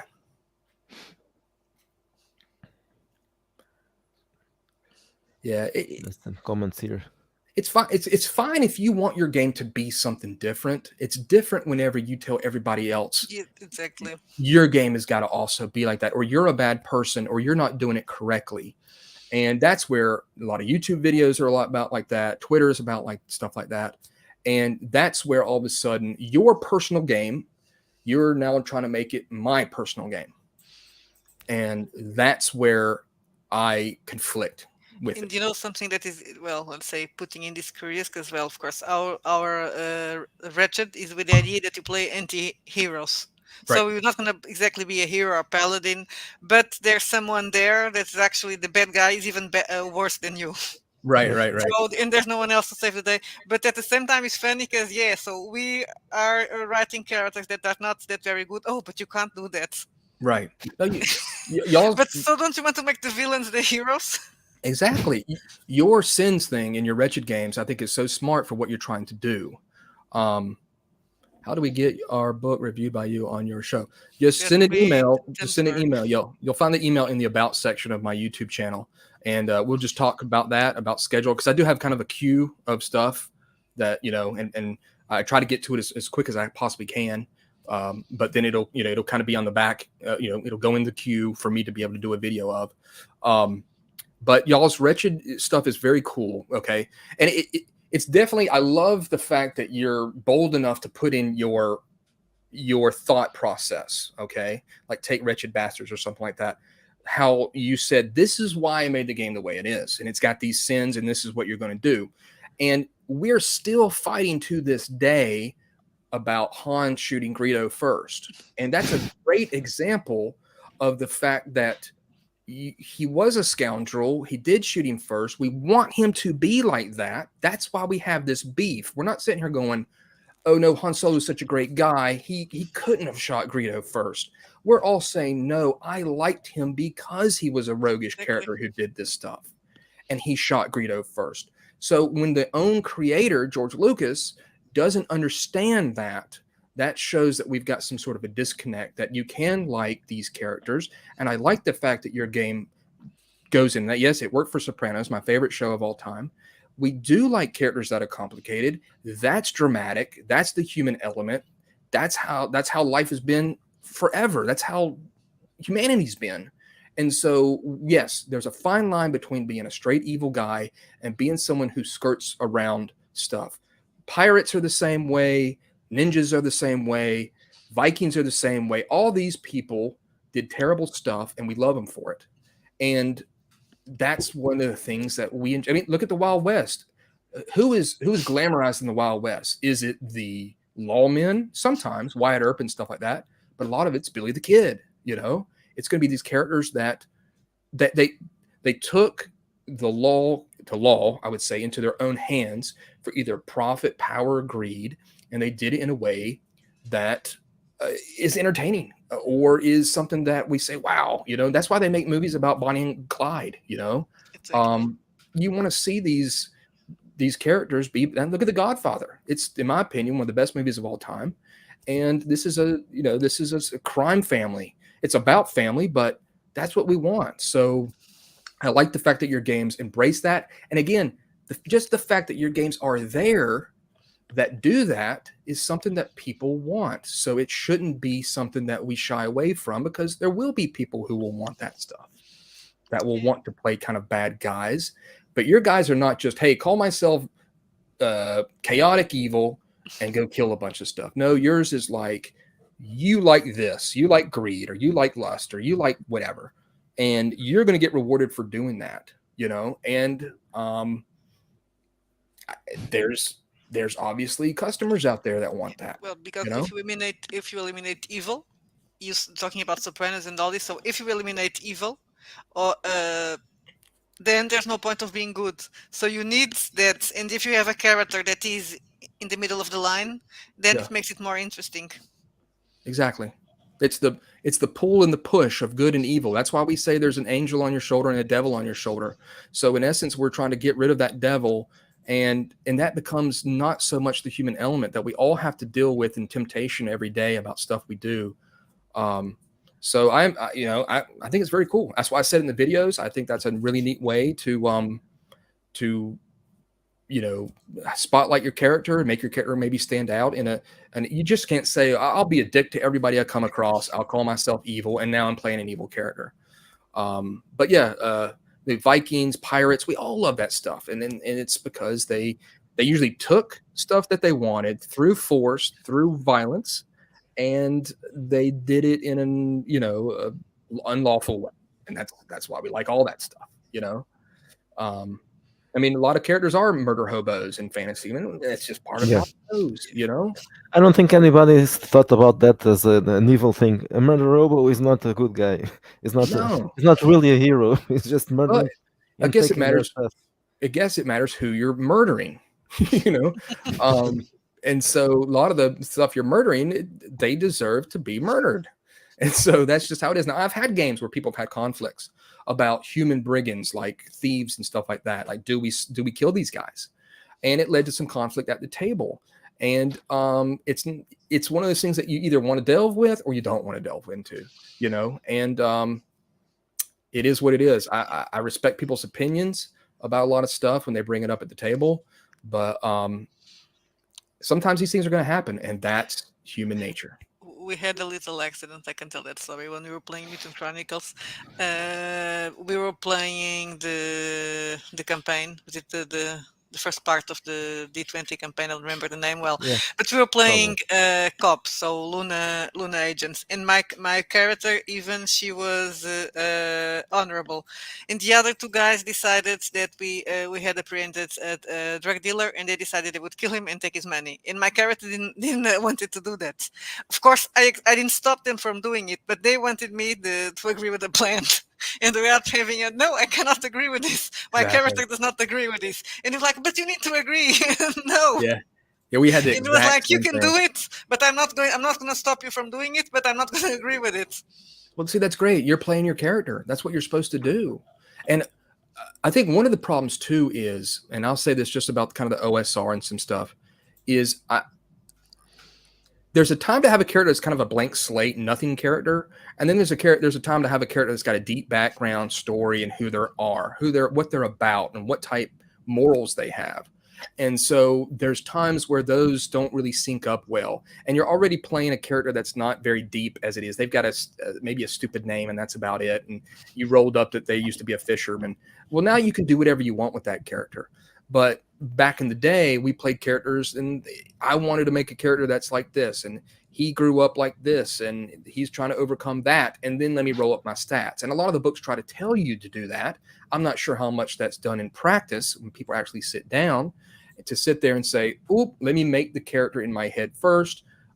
World of Darkness definitely pushed that a lot. You need to create your sire, and you need to create how you became a vampire, what you're about, what your views are on drinking blood and being a vampire. And so I think that we've got a disconnect because a lot of these games don't really, it's not maybe the games, it's a mixture of the players, the people running it, and the games. That's not part of it. It's just roll up a character, here he is, he's got these stats. And we've pushed more towards games where it's just numbers. And that's why I like a little bit more games that pull back on feats and abilities and powers. And you have to describe what you want to do if you want to stand out to be cool. That's why I like more of those games, because you make yourself different, and you either do it that way, or you, like with D&D second edition, you decided, what, my guy's going to be weapon specialization with daggers. He's going to throw like 6 daggers a turn. He's a dagger man, so he's always messing with daggers. And that's how you had to make a character unique. But no, I mean, you're 100% right. Those things are going to come up in your game, but it shows that you're sticking to your character. You're playing your character correctly, the way that you think that character should be. And if it ends up with you having to gank somebody on your team, so be it. If you got to stab them and stop them from doing that, I say play your character. It may derail the adventure, but what are we playing here? Are you playing your character? Or are you playing you, or just wanting to go and steal everything that people have and kill everything? May not be what you want your character to be. Now, you also talk about movies in your channel, Oh and yeah. that's an Well, interesting thing to talk about because it's the kind of thing that we also like. We actually had a segment in our channel, but it didn't last long, to mhm, talk about horror movies and mhm. exploitation movies. Yep. Uh, So you're a fan, obviously. of course. Yeah, I'm a big fan. You know, I'm a fan of fantasy movies, B schlock movies. Okay. I've done some videos about obscure sword and sorcery films. Uh, it's kind of the same thing the way it is in games now. When you take away stuff, if you don't give CGI to someone, they've got to say, I've got to create this monster. I've got to create them in a certain way. I love Italian fantasy movies. I've done videos on those as well on my channel. In space games, like I love Roger Corman. He stole ideas, but man, I wish he'd have made more movies, because it just helps the genre. It helps the genre, and it gives us more stuff when they actively tried hard to create this the set, the monster, there was blood, sweat, and tears into everything that they did. And that's where we see the disconnect between like Star Wars back in the day and new Star Wars. That's where we see it with monsters. I mean, Roger Corman used McDonald's boxes on the walls of, his movies, his space movies. They went out and bought a bunch of that just to make that set. So love Deathstalker, of course. I love blaxploitation movies. Now we talked about that with Retchploitation. I got into that big because I actually wanted to work on a blaxploitation role playing game, but I thought differently as the industry started to change, the community started to change. I said, you know what, I'm not touching that at all.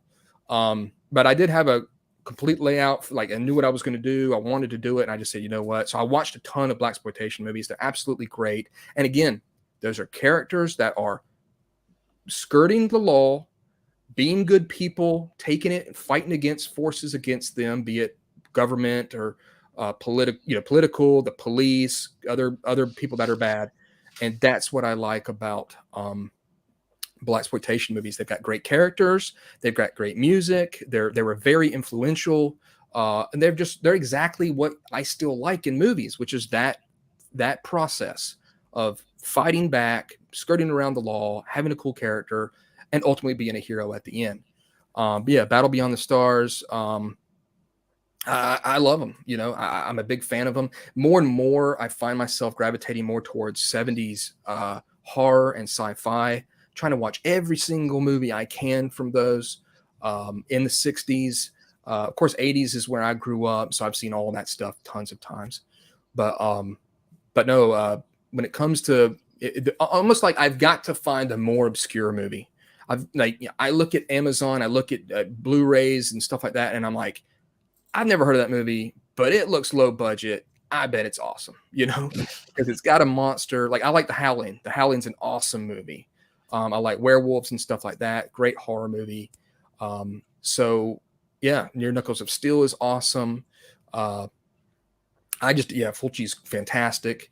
So anything that's just obscure, if it's made by Europeans, I'm probably going to like it. If it's made by Italians, it's probably going to have some great stuff in there too. They have their own twist on stuff. I love Conquest. That movie is absolutely awesome. I don't know if y'all have seen that. Have y'all seen Conquest? Yeah, that's one of the inspirations for Bastards. That and Barbarians. Dude, That's what I had in my mind. Barbarians and Conquest. It's the Italian stuff, and even when it's Conquest not really in Italian, but it's by an Italian director, so it's Conquest is a crazy film. I couldn't believe what I was watching, from the score to the fog to the Vaseline on the lens. It looked like everything was just in a haze. The character Mace just pretty much just obliterates anybody that comes across him. He doesn't try to communicate. He just wrecks you with his concrete nunchucks, whatever they are. I don't know. It's got Sabrina Siani in it. You can put her in as many movies as you want. She's got practically no talent other than looking pretty. I mean, I love Sword of the Barbarian. It's, like I said, it's probably my favorite of the Italian schlock barbarian movies. I love all those guys. But yeah, that's where it is now. Mainstream Hollywood is in a real funk for various different reasons, multiple different reasons. I feel like I'm exploring true art when I go back in the past with movies. I'm exploring passion, effort, and it's weird because like I remember when they made the Phantom Menace, and they said that computer generated Yoda can do so many more facial expressions than the puppet Yoda. And I said, but he's controlled by a living person when he's a puppet. Like it's more natural. And I knew that was just, I said, I could not disagree with you more. He is controlled by a human. And that's how it is for all of movies in the past, is the less you take away from a machine making it and more you have to put in your actual effort with all aspects of anything. That's where you're going to get that true, passion come out in the theater. But I think that things got worse instead of better. For example, let's think about Gollum in Lord of the Rings. It's CGI, but there's an actor behind it. Right. Now you have other things that is the same. They're CGI, but there's an actor behind it, but they're not that good. No, it's not as good. Well, they're trying to put out too much. They're cutting corners. Hmm. I think Lord of the Rings was something. It was something specific because you can see the passion in the beginning, and you know that the passion started to ebb at the Mhm. end. I like Return. My personal favorite is Fellowship of the Ring, and as it went on, I was more and more disappointed as it went on. Return of the King should have been so much more for me, and I felt that while everybody was saying, "Oh, it's so long," and there's all these endings, I said, "Well, it didn't do enough for me. I wanted Yeah. more." And I don't even get me started on what I call the scrubbing bubbles of the Army of the Dead, the green scrubbing bubbles that were flowing through the battlefield, which was just absurd. But and then you've got some wonky CGI that pulls you out of the movie. Legolas going down on the elephant Mhm. trunk. Just yeah, Ray Harryhausen is the man of all time. He is the man who really inspired me, probably more than anybody else. Clash of the Titans was a huge inspiration for me. To this day, I'm still blown away by the Medusa scene. It's absolutely perfection on the screen. She is intimidating. She is horrific. She is a true monster, and you felt fear, And I love anything Ray Harryhausen has made. But yeah, that's exactly it. That's blood, sweat, and tears with him. He sat there and moved those little miniatures every little bit, and he put his effort into it. And we just don't have that nowadays. It's all superhero sequels and movies. And I want people to take those budgets and make big time science fiction movies that actually push science fiction, not science fantasy and science adventure stuff. Like my favorite Star Trek movie is the motion picture because it is science fiction. It is thinking outside of of true sci-fi. And while I love Wrath of Khan, it's a great action movie and it's got some great character that comes back from the original series. But when it comes to true science fiction, you give me 2001. I want science fiction should be a catalyst for thought. I think back whenever Close Encounters of the Third Kind came out. It's my favorite movie of all time because when I watched that movie, even as a kid, it made me think, what if? What if that was me? What would I do? Where did they go? Movies like that should do that. They should say especially science fiction. They should say what happened after. What makes you think this? What are you going to take away from this movie and to think about later? But yeah, there's just a disconnect now with Hollywood. So now if it's 70s and or if it's 80s, there's so many movies that were made, horror movies, science fiction movies that are low budget, but I'll watch them and I'll watch them in a heartbeat. I mean, and I'll sit back and be like, wow, this is a piece of shit. But man, it's great. We stopped watching new movies. We just can't. And sometimes we try, Oh, but it's like this sucks. Yeah, yeah. usually, mostly.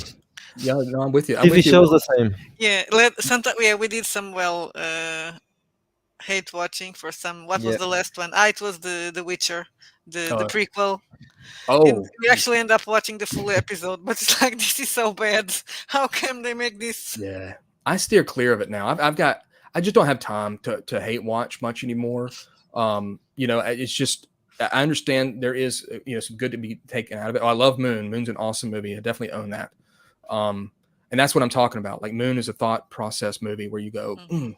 I like Interstellar. Interstellar also makes me think about stuff. There are some good movies that occasionally come out that will still have that feel. I love The Northman. I thought The Northman was an awesome movie.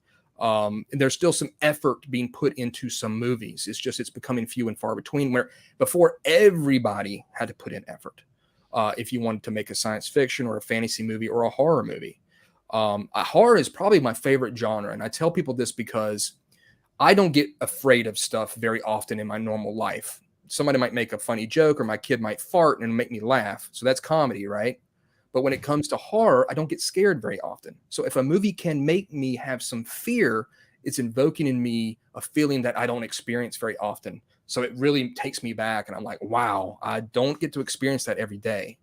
And so that's why I like horror so much, because there's tons of really bad horror that do not scare you at all.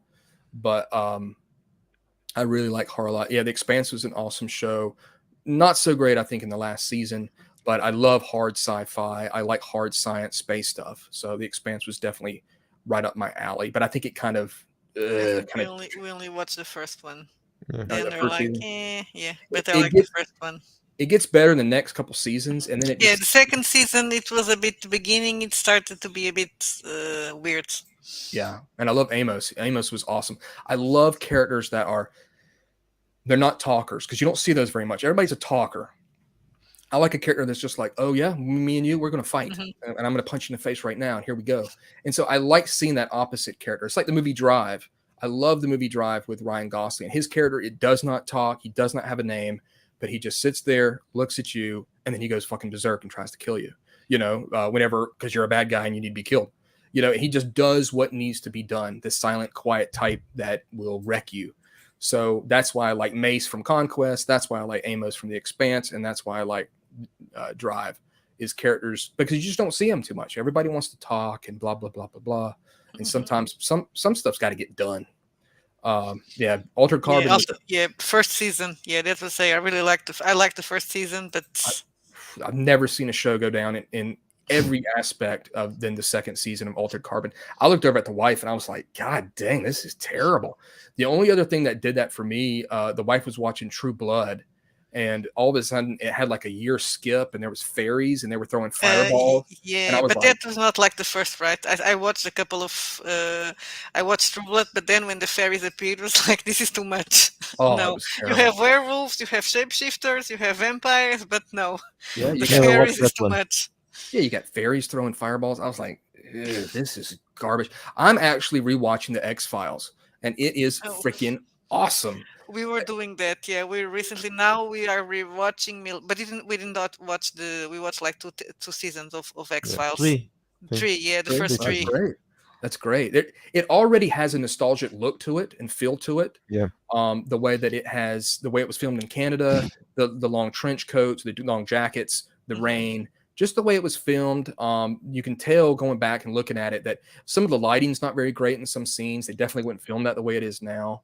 But it just has a great it's a great show. It really was. I'm glad now it's gone. So we've gone to a point where now I can look at it with a lot of nostalgia to it, Hmm. because of just the year. I mean, we're in 2023, and when it was filmed back then, I probably didn't think anything of it at all. It looked completely normal, but now I look at it and it's Yep. got a quaint niceness about it. You know, Yeah, we are watching Millennium. Angry Pipers talking. That's the one that we are rewatching now. We I mean, actually stopped. I don't know in what season we were, because mhm. that's sometimes okay. I'm not enjoying this Yeah, anymore. Then I can't I'm going remember to it. stop. But yeah, and I think I never watched it so far. I don't think I've Uh, ever seen Millennium. I remember when it came on, and it was Yeah. probably just one of those things I It just was missed. never it was it was never never very popular. popular, I Yeah. think. Right, right. So we've covered a lot of stuff. This has been great. I'm having a blast. Trying to think if there's anything else. Any more? Got a question or what's next for y'all? Is it you said you've got like a new game coming out or reworked? Yeah. Well, at this time, probably the next thing will be the core rules. Core rules. The core rules for Wretched, and yeah, that's it. And Well, I Yeah, really a I'm scenario. finishing an adventure, so a small adventure. So maybe that will come out if I can finish it. it's music. almost it's almost done. Okay. Music, man, I am stuck. I was born in 77. I'm stuck in the 80s and the 90s when it comes to like, well, really the 80s, but I like, I like Tool. I like a lot of progressive, like rock, stuff like that. I like, a lot of one hit wonders and stuff from the 80s. I like stuff from the 70s. I'm not there's a couple bands out there nowadays that I like. I like Bad Omens is cool. You are my mood kindred. Yeah, I like Bad Omens is pretty cool. There's a couple cool bands that are out there now. The problem is that it's just like anything else. Modern stuff is kind of like it's so tainted that I don't even go search for something that might be good, and I'm actually doing myself a disservice because there's probably stuff out there that's good, but because it's made in 2023, it's just like with these TV shows. They say, "Oh, this TV show is going to come out," and of course they don't have any ideas, so it's going to be on this. It's going to be this, remake of this. I said, I don't care. It's made in 2023. It's going to be a bunch of trash. It's going to be just ridiculous. And I'd rather go watch Logan's Run TV show, which is awesome. I'd rather go watch the Planet of the Apes TV show from the 70s, which is awesome. It's like I'd rather watch the X-Files or something like that. I'd rather watch original Star Trek. I mean, just because they're making something now, I say yes, but it's being made in 2023. It's not going to be,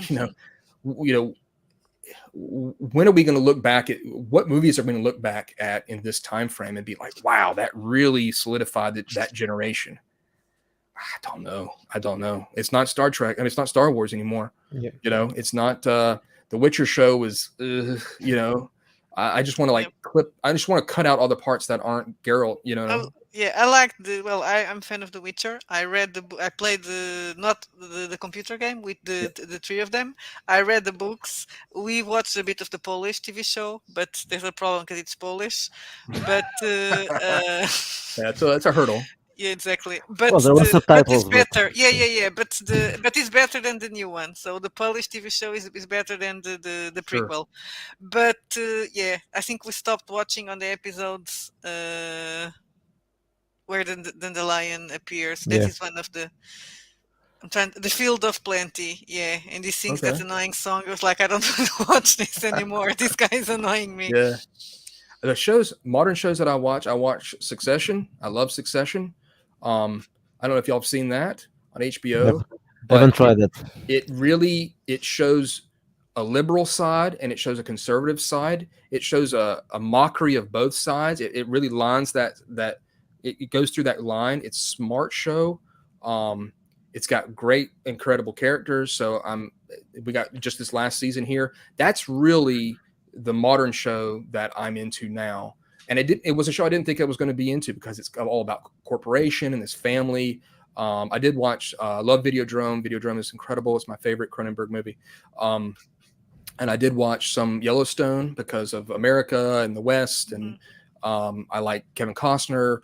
The first season was way too chaotic. I mean, these people couldn't take one step and something wasn't blowing up or them having to kill somebody. It was just way too chaotic, but it's gotten better as it's gone on. So I enjoy Yellowstone, but Succession for me is up there in the top films, but I love The Wire. I love Sopranos. I love, of course, like Band of Brothers. I actually didn't watch Breaking Bad because it got so much hype. That's another thing. When something gets so much hype, I just kind of, I'm like a polarized magnet away for it, But I finally watched Breaking Bad and I said, wow, that's actually really freaking good. Like, I understand why everybody liked it. I like Better Call Saul for a different way. But when it comes to, I'm sitting here right now. Think about this, guys. We've got the Lord of the Rings TV show, Willow. We've got The Witcher. What else we got? We got, and they all suck. Yeah, and I'm not watching any of them, and I could care less. It's just so strange. It's like, this is so bizarre that. And they're spending a lot of money, or at least in Lord of the Rings, on these TV shows. Yeah, I guess so. Where did the money went? The fact that the It's Lord of the Rings. difficult to understand it. There's a TV show that I don't know how many times we have watched it, like 3 or 4 times. I don't know. Rome. Some now and then we're like, let's watch Rome. Rome is an awesome show. I had a little bit of I don't like whenever shows or anything does like a time jump. That always is different. It's a writer's I don't know what to do time jump. But I really enjoyed Rome a lot, and that's a show. You look back, man, it was pushing the envelope. It was showing full on dong and everything that right there on the screen, and there was tons of bad stuff going on. So I do like Willow. I enjoyed Willow was a movie when I was a kid that that helped inspire me big time. And I still believe it has one of the best camping scenes, fantasy camping scenes of all time in it. Just a shot of the characters, and they've got a little roasting spit with a creature on it, and they're playing music, and it's nighttime. It just is a great little scene. But I thought about the other day. I said, we've got all these shows out, and I could care less. I said, I'm not going to watch it. Lord of the Rings show is an abomination that should never have been made, just in general sense. It doesn't matter even what the show was about. You don't even touch that. Yes, I'm definitely. You better believe that Dragon Slayer is on my Amazon list, wish list right now. I'm a Dragon Slayer, another movie that was a huge inspiration. It was all about Rankin and Bass Hobbit when I was a kid, Bashki, Lord of the Rings, Labyrinth, Dark Crystal, Legend, Dragon Slayer, all Ray Harryhausen movies, Sinbad movies, all those movies created who I am today. So I have a big fondness for them, because they were so influential to me. But I'll definitely be getting that 4K Dragon Slayer, no doubt. And I love Deadwood. I was actually born in South Dakota. My family is in Deadwood, and in Spearfish, which is up there in Deadwood. So I had to watch Deadwood when it came on. And of course, I absolutely loved it. Jason the Argonauts was an incredible movie. Still, the top one for me is Clash of the Titans. A Titan against a Titan. I always like that part. Sinbad, just amazing. Beastmaster. Yeah, I love those films. I just wish they'd made maybe 80 more of them, Yeah. I wish they made as many of them as they make superhero movies now today. Yeah. God almighty, You lose count of that. I'd be in heaven if I had that now. Now, don't get me wrong, but like still some of my favorite comic book movies is like The Crow. Like The They're Crow is gonna one of make my a favorite. remake of it, right? Or is it a TV I think show I think with someone mentioned that, but I the don't know. one of the Billy Asgard or whatever? One of the. Ugh. Conan and Conan the Yeah. Barbarian, incredible. And I'll defend Conan the Destroyer right here. If Conan the Barbarian wasn't as good as it was, Conan the Barbarian would have been, like I say, if it never existed, Conan the Destroyer would be the top one too. It's still a great film. Of course, I do love Conan the Barbarian more. But yeah, Red Sonia. go watch Conan the Barbarian and look how many times he changes outfits. Such an awesome thing. I mean, it was just a great film. The music, everything about it. I could watch that. I can watch that at any time of the day. You say we're gonna watch Conan, that's rocket. It's fantastic. But yeah, I mean, it's just weird. It's weird that we're in a time now where it's just like anything else. It's just like with CGI. Once they give CGI and once they make this, once you get too much of something, it loses its luster. You're just kind of like, okay, yeah, I've seen that before. But when you didn't get it, when you were a kid and they put out a fantasy movie, you liked it because that's all you saw. In order to see a fantasy piece of art, you went and got like a role-playing game adventure and looked at the cover and you went, whoa, here's this. I couldn't just get my phone and go, boom, here's a piece of art. You know what I mean? And boom, there's a whole bunch more. So like it made it more special. It made it special to look at the cover of a box set like Twilight 2000. I'd look at it and just go, oh man, that was so cool. Like I wonder what's going on in this picture, And we've just got too much of a good thing. That's what it is. And so anything to kind of pull back, that's why I've kind of pulled back from my games, focus on stuff that I really enjoy. That's where it's at. So there's still some great CGI, don't get me wrong, but just look, and we had the great Jurassic Park started kind of like the big jump. Terminator 2 and Jurassic Park started the big jump. And but I really have a lot of respect. I like movies like Nemesis, Split Second. I like action movies, post-apocalyptic action movies like that they made. Man, there's just so much still to watch from back then too. I mean, if you've got an incredible collection and you've seen them all, that's awesome. But I'm in my heyday, honestly, because I can watch it, and I do not cater to streaming services. They take this stuff off in a heartbeat. I used to remember, Netflix used to have this. No more. Kroll was also a big movie for me when I was a kid. So, streaming services, I love Tubi. Tubi is the best. If I had to pick one streaming service, yes, Nemesis with, it's fantastic. Rutger Hauer, I think, is in that. I would pick Tubi. Tubi shows a lot of great grindhouse, 70s, 80s, science fiction, sword and sorcery, schlock crap, and I eat it up any day of the week. Give it to me. So, well, I could be on here for hours. How long y'all got? Because I could be on here all day. Well, we're almost 2 Going hours, on I 2 think. hours, yeah. Yeah, we're going on 2 hours. Okay, anybody has questions there? And Yeah, y'all got any questions for Yeah. me? I'm not super. Let's see. Split Second is great. Yeah, Split Second's awesome. I also like. We watched it recently. What about Dark City? Y'all seen Dark City? Great movie. Yeah. Man, I actually saw that somewhat recently. I missed it. See, what happened with me was when I lived overseas, some movies came out and I just didn't see them. By the time I got back here, they were no longer popular and I didn't know that they were great. So that the push of these movies went. And so it took sometimes years for me to realize, to finally be able to see them and know that how great they are. But yeah, Dark City's an awesome flick. Um, I like, the first Matrix just blew me away. I was jumping off the furniture like I was Neo when I first saw it. I like movies that make you think. If you think of a movie after and have to think about the plot and stuff, then you've won for me. Like Inception, when I saw Inception, I was like, okay, all right, what's going on? Let me think through this. But a movie that just makes me go, you showed me everything and there's nothing really to decipher. It should be like art. That's the thing about art. You can see something weird on a piece of art and people are like, oh, I can see the intricacies and all this. And, people used to make fun of them, but that's how art should be. Art should be, I can see through it and I can pull out what I want from it. That's kind of how all our art should be.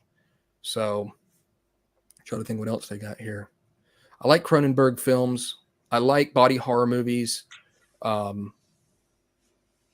Obviously, if it's got, have you ever seen the movie Society? Yeah. That's a beauty. That's crazy. See, I love practical effects. I like rubber suits. I like stuff like that. It's so Society. silly and it's funny and scary at the same Oh time. yeah, Our vampires in Red Darkness are called our Vampire Faction Society because of that film. Because I just okay. watched it when I was writing, and I Man, was like, "Oh, this is going to be the name of the Vampire Society that's of the awesome. Vampire Faction." I think when it comes to movies, all three of us were very much synced up in what we like. And I don't sit there and kind of like flaunt it, but it's almost a thing where it's like with younger people now, I feel bad that they don't have some of this, that they don't have this knowledge or they don't know to go look for these movies. Yeah. But they've missed out. They missed on so much stuff. And, this is the thing. I used to see an old person watch Bonanza, and and it was in black and white. And I was like, what are you doing watching this old trash when I was a kid? But now I understand, I've gotten old enough to I understand where I'm like, no, this is really good. Like Space 1999, give it to me. That's an awesome show. High Rise is also really cool. Yeah, I remember. Well, it's not that recent. Yeah, High Rise. I don't know It's if a I've seen British that. movie. Yeah, it's a British movie. It takes place in an apartment building when everybody goes crazy. Okay. Right. That kind of like reminds me of Wreck then. You seen Wreck? Yeah. Yeah, the Spanish movie. Yeah. I love that flick. Oh my god. See, that's I what watched I that one like. a lot of times. Yeah. Oh yeah, I love the first Wreck. It's fantastic. I like I like The Spanish version, not the American yes, one. Yeah. exactly. The Spanish Yes. version's where it's at. I didn't I remember like there was an American version of that Yeah, one. there is an yeah. American I think it's version I with. think it's called Great. something else, isn't it? It's called something else maybe. Yeah. Yeah, I like movies that, of course some people might laugh at it, but like Blair Witch Project I thought was amazing when I first saw it. Movies like The Conjuring, Paranormal Activity, the first Porno.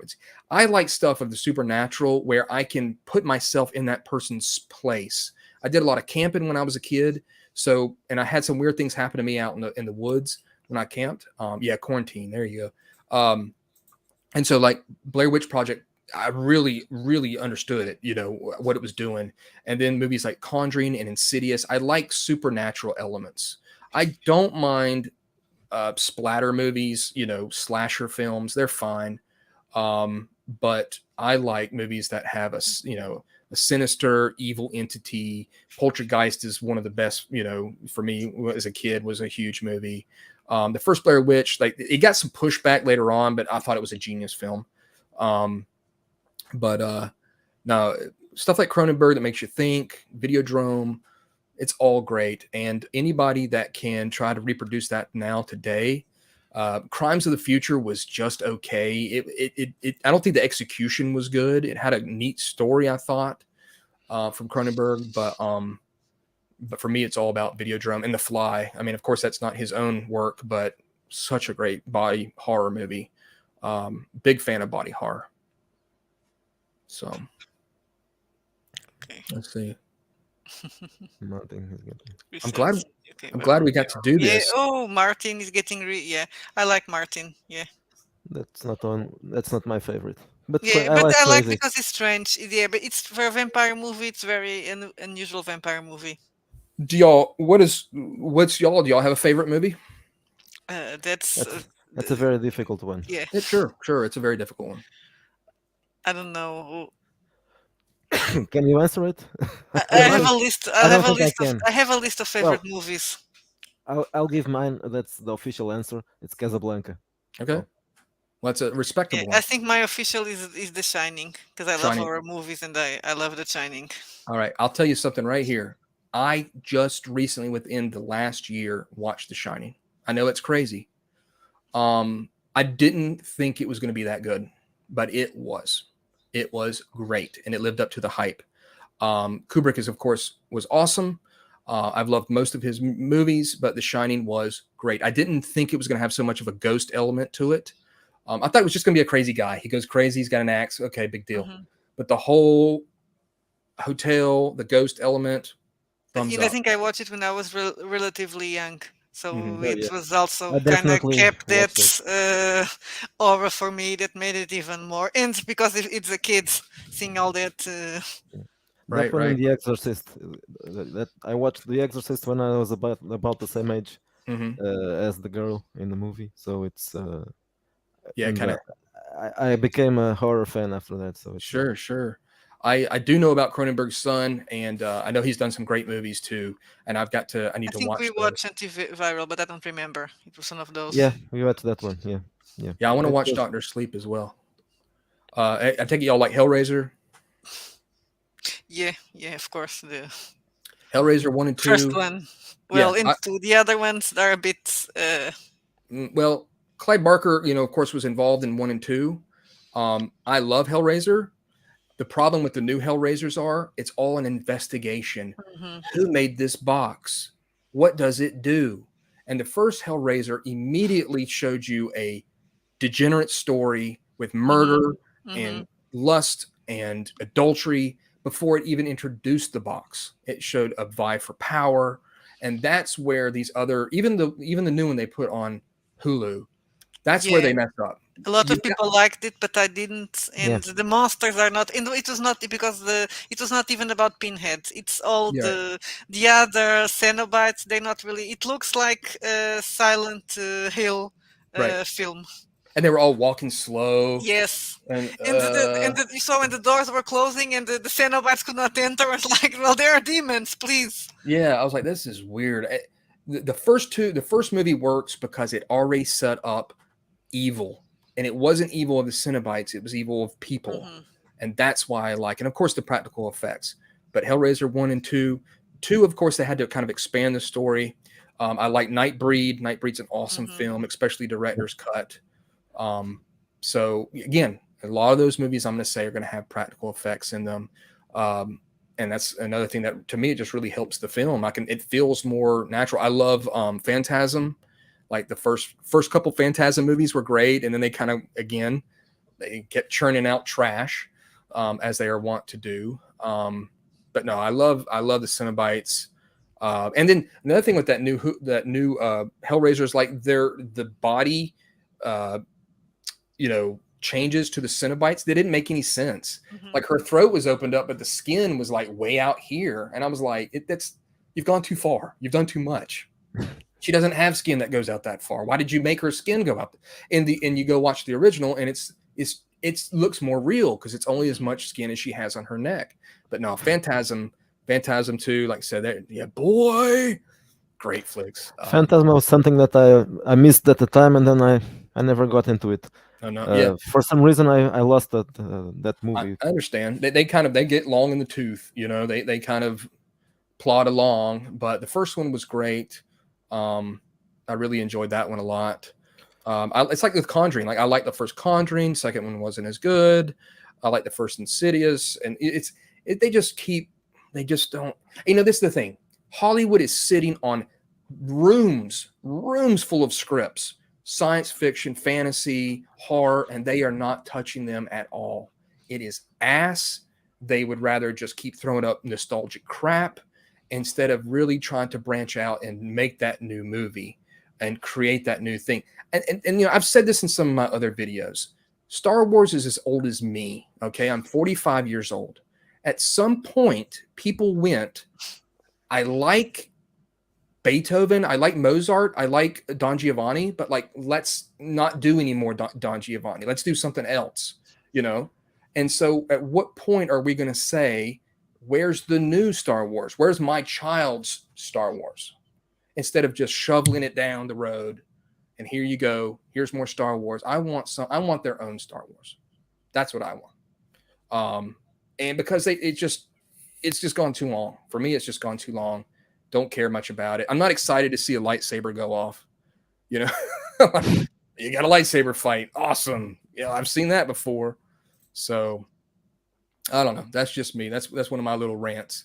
You know, and it's another thing too. It's like Leonardo da Vinci. He didn't make the Mona Lisa and go, "Hey, do y'all want to see another one with her riding a bike? You do? Okay, here's her riding a bike. Isn't that great?" No, he went, there's the Mona Lisa, and it's awesome. And I'm on to do so. I'm making a tank over here. I'm making a helicopter over here. You know, I'm designing that. So that's what I wish was going on now, is that people would try to create that new thing. But I guess that's hard. And they only want money because they don't want to come up with any new ideas or take chances with stuff. But when they do take chances, sometimes it pays off, you know? Yeah, So it's hard to be creative, and no one's gonna. it's always a risk.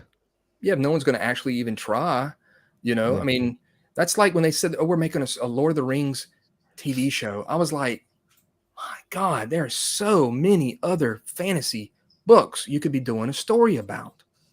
But they just want to it's like we're all ET and we're being fed these Reese Pieces pieces down the road to where they want us to go, and it's right back where we were.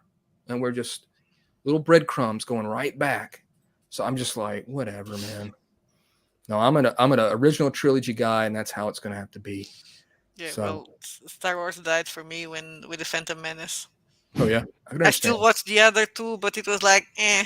I never watched anyone. The new ones I haven't watched. I think I watched the bootleg copy of Return. What was it, Revenge of the Sith?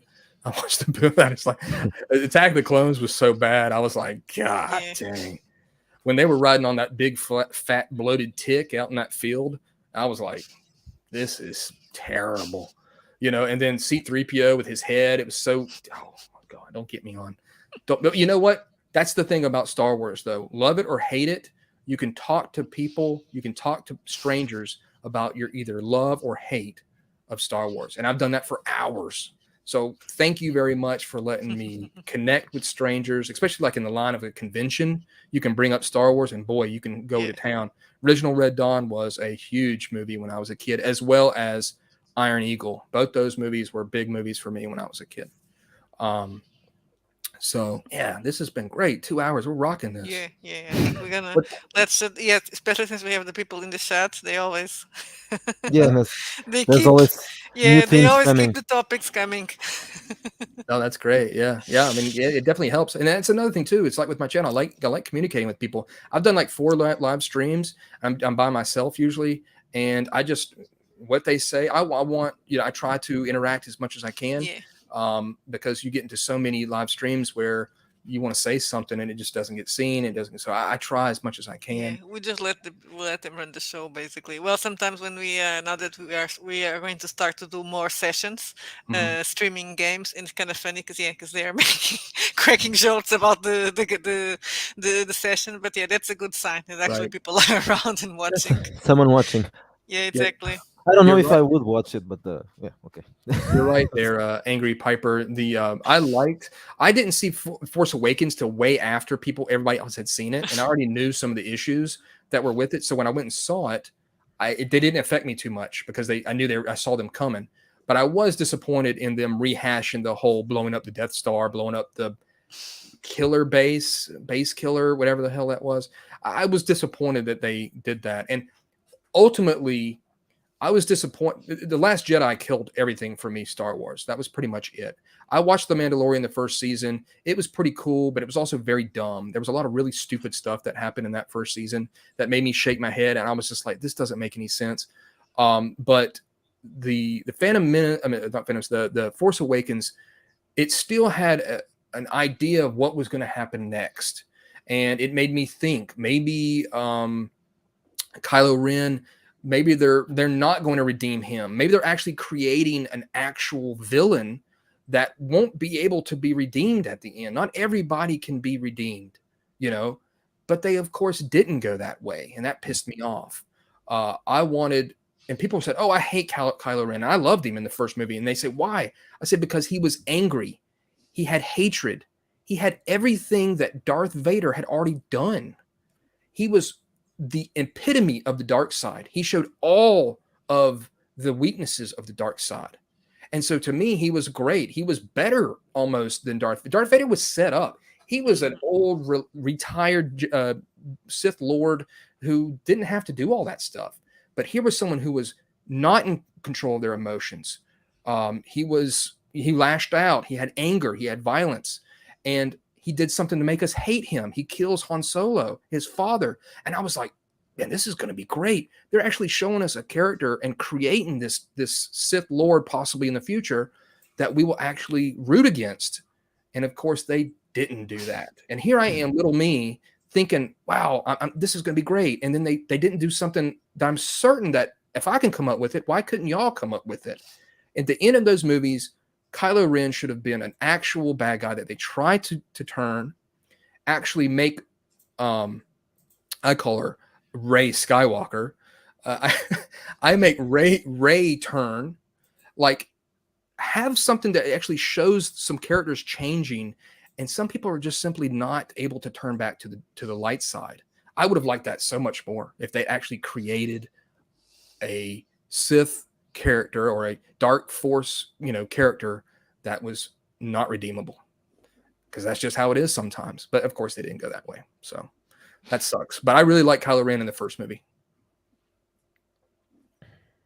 But let's see. They don't understand that you need villains. You have to hate. Exactly. Yeah. Yeah. So I didn't even watch the third movie. The Last Jedi I was done. That's a whole. I mean, we could be here for another 2 hours. Last Jedi I was done. It was comical. I wish I'd left the theater whenever she did her Mary Poppins thing. I did see that. I quite enjoyed it. The SNL undercover boss skit. I wish I'd walked out when she did the Mary Poppins thing and she floated in space. It was so absurd. They just didn't care. Are you leaving? Bouncing out? Okay. They just didn't care. When they pulled Leia out from space from that door, and it was just like a puff of smoke, and I was supposed to believe that was the vacuum of space. Like, I was like, what? Like a puff of smoke, and you're able to grab somebody out of space. I'm like, that's not how it works. I understand this is like sci fantasy, but now you're thinking I'm stupid. Now you think I'm dumb, And I wish I wish I had walked when she floated. I swear, I wish I'd walked and looked at everybody and just been like, yeah, like this, this is terrible. This is ass, So, but I didn't, and now I regret it all my life. But there's some stuff you do good. Like my buddy never saw Indiana Jones and the Kingdom of the Crystal Skull. Yeah, and me neither. so jealous of Neither. y'all. No. And after the Phantom Menace, I learned my lesson, and I was God, like, no, I'm not gonna watch that one. I made that mistake. I I'm watched it. so jealous of you. I wish I'd never seen that piece of garbage. Yeah. The moment where he is looking at the crystal skull and he's doing some sort of mind meld, I went, nah, I don't like this. This sucks. And it never got any better. And then the whole movie pretty much turns into that old man. Of course, Sylvia, you've never seen it, but the old man, it's okay. Show us where the ruins are. Show us where it are. Come on, let us follow. It's like they were following a dog back to like its owner or something. Show us where the rest of the movie is, old man. Come on, old man. And I was like, this is dumb. Yeah, and then of course the monkeys. God Almighty, the monkeys. Yeah, you could the always, monkeys and the fridge, the scene with the fridge. God. Yeah, right off the bat, That's I great was like, start. Yeah, it was ruined, instantly ruined. Well, I should have known whenever in Last Jedi, when right off the bat they're making mama jokes, like your mama jokes. I was like, what am I watching? This is dumb.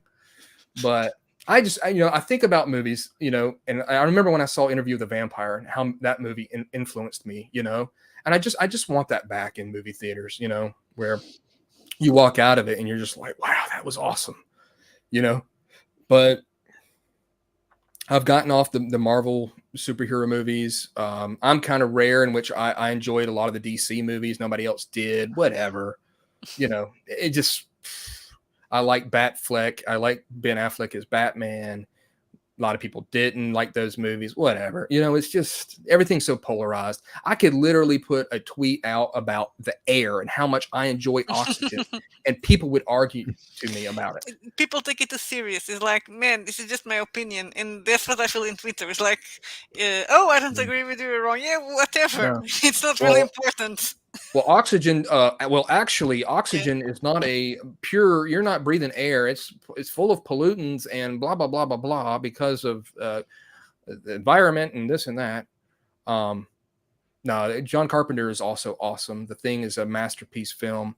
I love Big Trouble in Little China. I like Prince of Darkness. Fantastic flick. Yeah, it's gone now. Movies are TikTok mentality capacity. It truly is. Yeah, you got to stay away from Twitter. It's a beast. Um, and then like even any social media. I mean, even Reddit. I'm on Reddit a little bit here and there, just to try to, because it's a little bit like Google Plus, where I can kind of look at like OSR stuff or role playing game stuff, just a little bit. But then immediately somebody comes in. I gotta, well, let me get away from that. You know, that's gone south. But no, I definitely like Interview with the Vampire. Like I said, I love The Crow. I love that whole time period right in there of the 90s with some of the movies they were doing, the kind of darkness of them. Like I said, The Crow had a couple of bad acting parts, but it had an incredible soundtrack. It was very influential to me. And that's kind of why I think that like the new Vampire and stuff, it's not going to work. Vampire came at a time where the world and movies and music and everything synced up. They synced up very well. And now Yeah. we're all everything's everywhere in other Yeah, the directions. fifth edition is awful. I'm talking about Vampire, Yeah, yeah, not the yeah. other fifth edition. Yeah. No, We you That talk, bought one is it. awful too, but God almighty. And when I We saw bought that, it. It was a very big. It was a big disappointment. oh, it was incredibly disappointing. And this is another thing about them. There has been so much talk about World of Darkness being movies and TV shows. That shit's never going to happen. It just never is. Every couple years they come back. I talked to Mark Hagan, the guy who made Vampire at Gen Con, and that was way back, and I think in 2016. And he was telling me about how they're going to make the TV show. Still hasn't happened. The new edition's not going to. It's not. Those things were a zeitgeist moment of everything coming together. The music, movie, the TV, the even the Kindred the Embrace, the TV show. I enjoy. He actually enjoyed it a lot. Mark did, that made Vampire, but like it all came together, and those things are just not there now. And I don't see anything ever really happening to Vampire. They make terrible games now. The games are not good. People are hoping Bloodlines 2 is going to be good, but I still have a love for Vampire and Werewolf and Wraith. Those are probably the top three for me. What We Do in Shadows is my favorite. Is my vamp. Yeah, I enjoy. I thought the first couple seasons were really good of that show, and then I think they've lost some writers, and I kind of felt it that the writers kind of went down. That because I enjoyed the first one. I love Matt Berry. Matt Berry, I can watch him in pretty much anything. And I'm a big fan of British comedy. I'm a big fan of British comedy. They are the masters, in my opinion. From Monty Python, just gold, absolute gold. But I mean, there's some cool stuff. Oh, you got a cat. There you go. yeah. I'm trying to think if there's anything else. Anything else we've missed?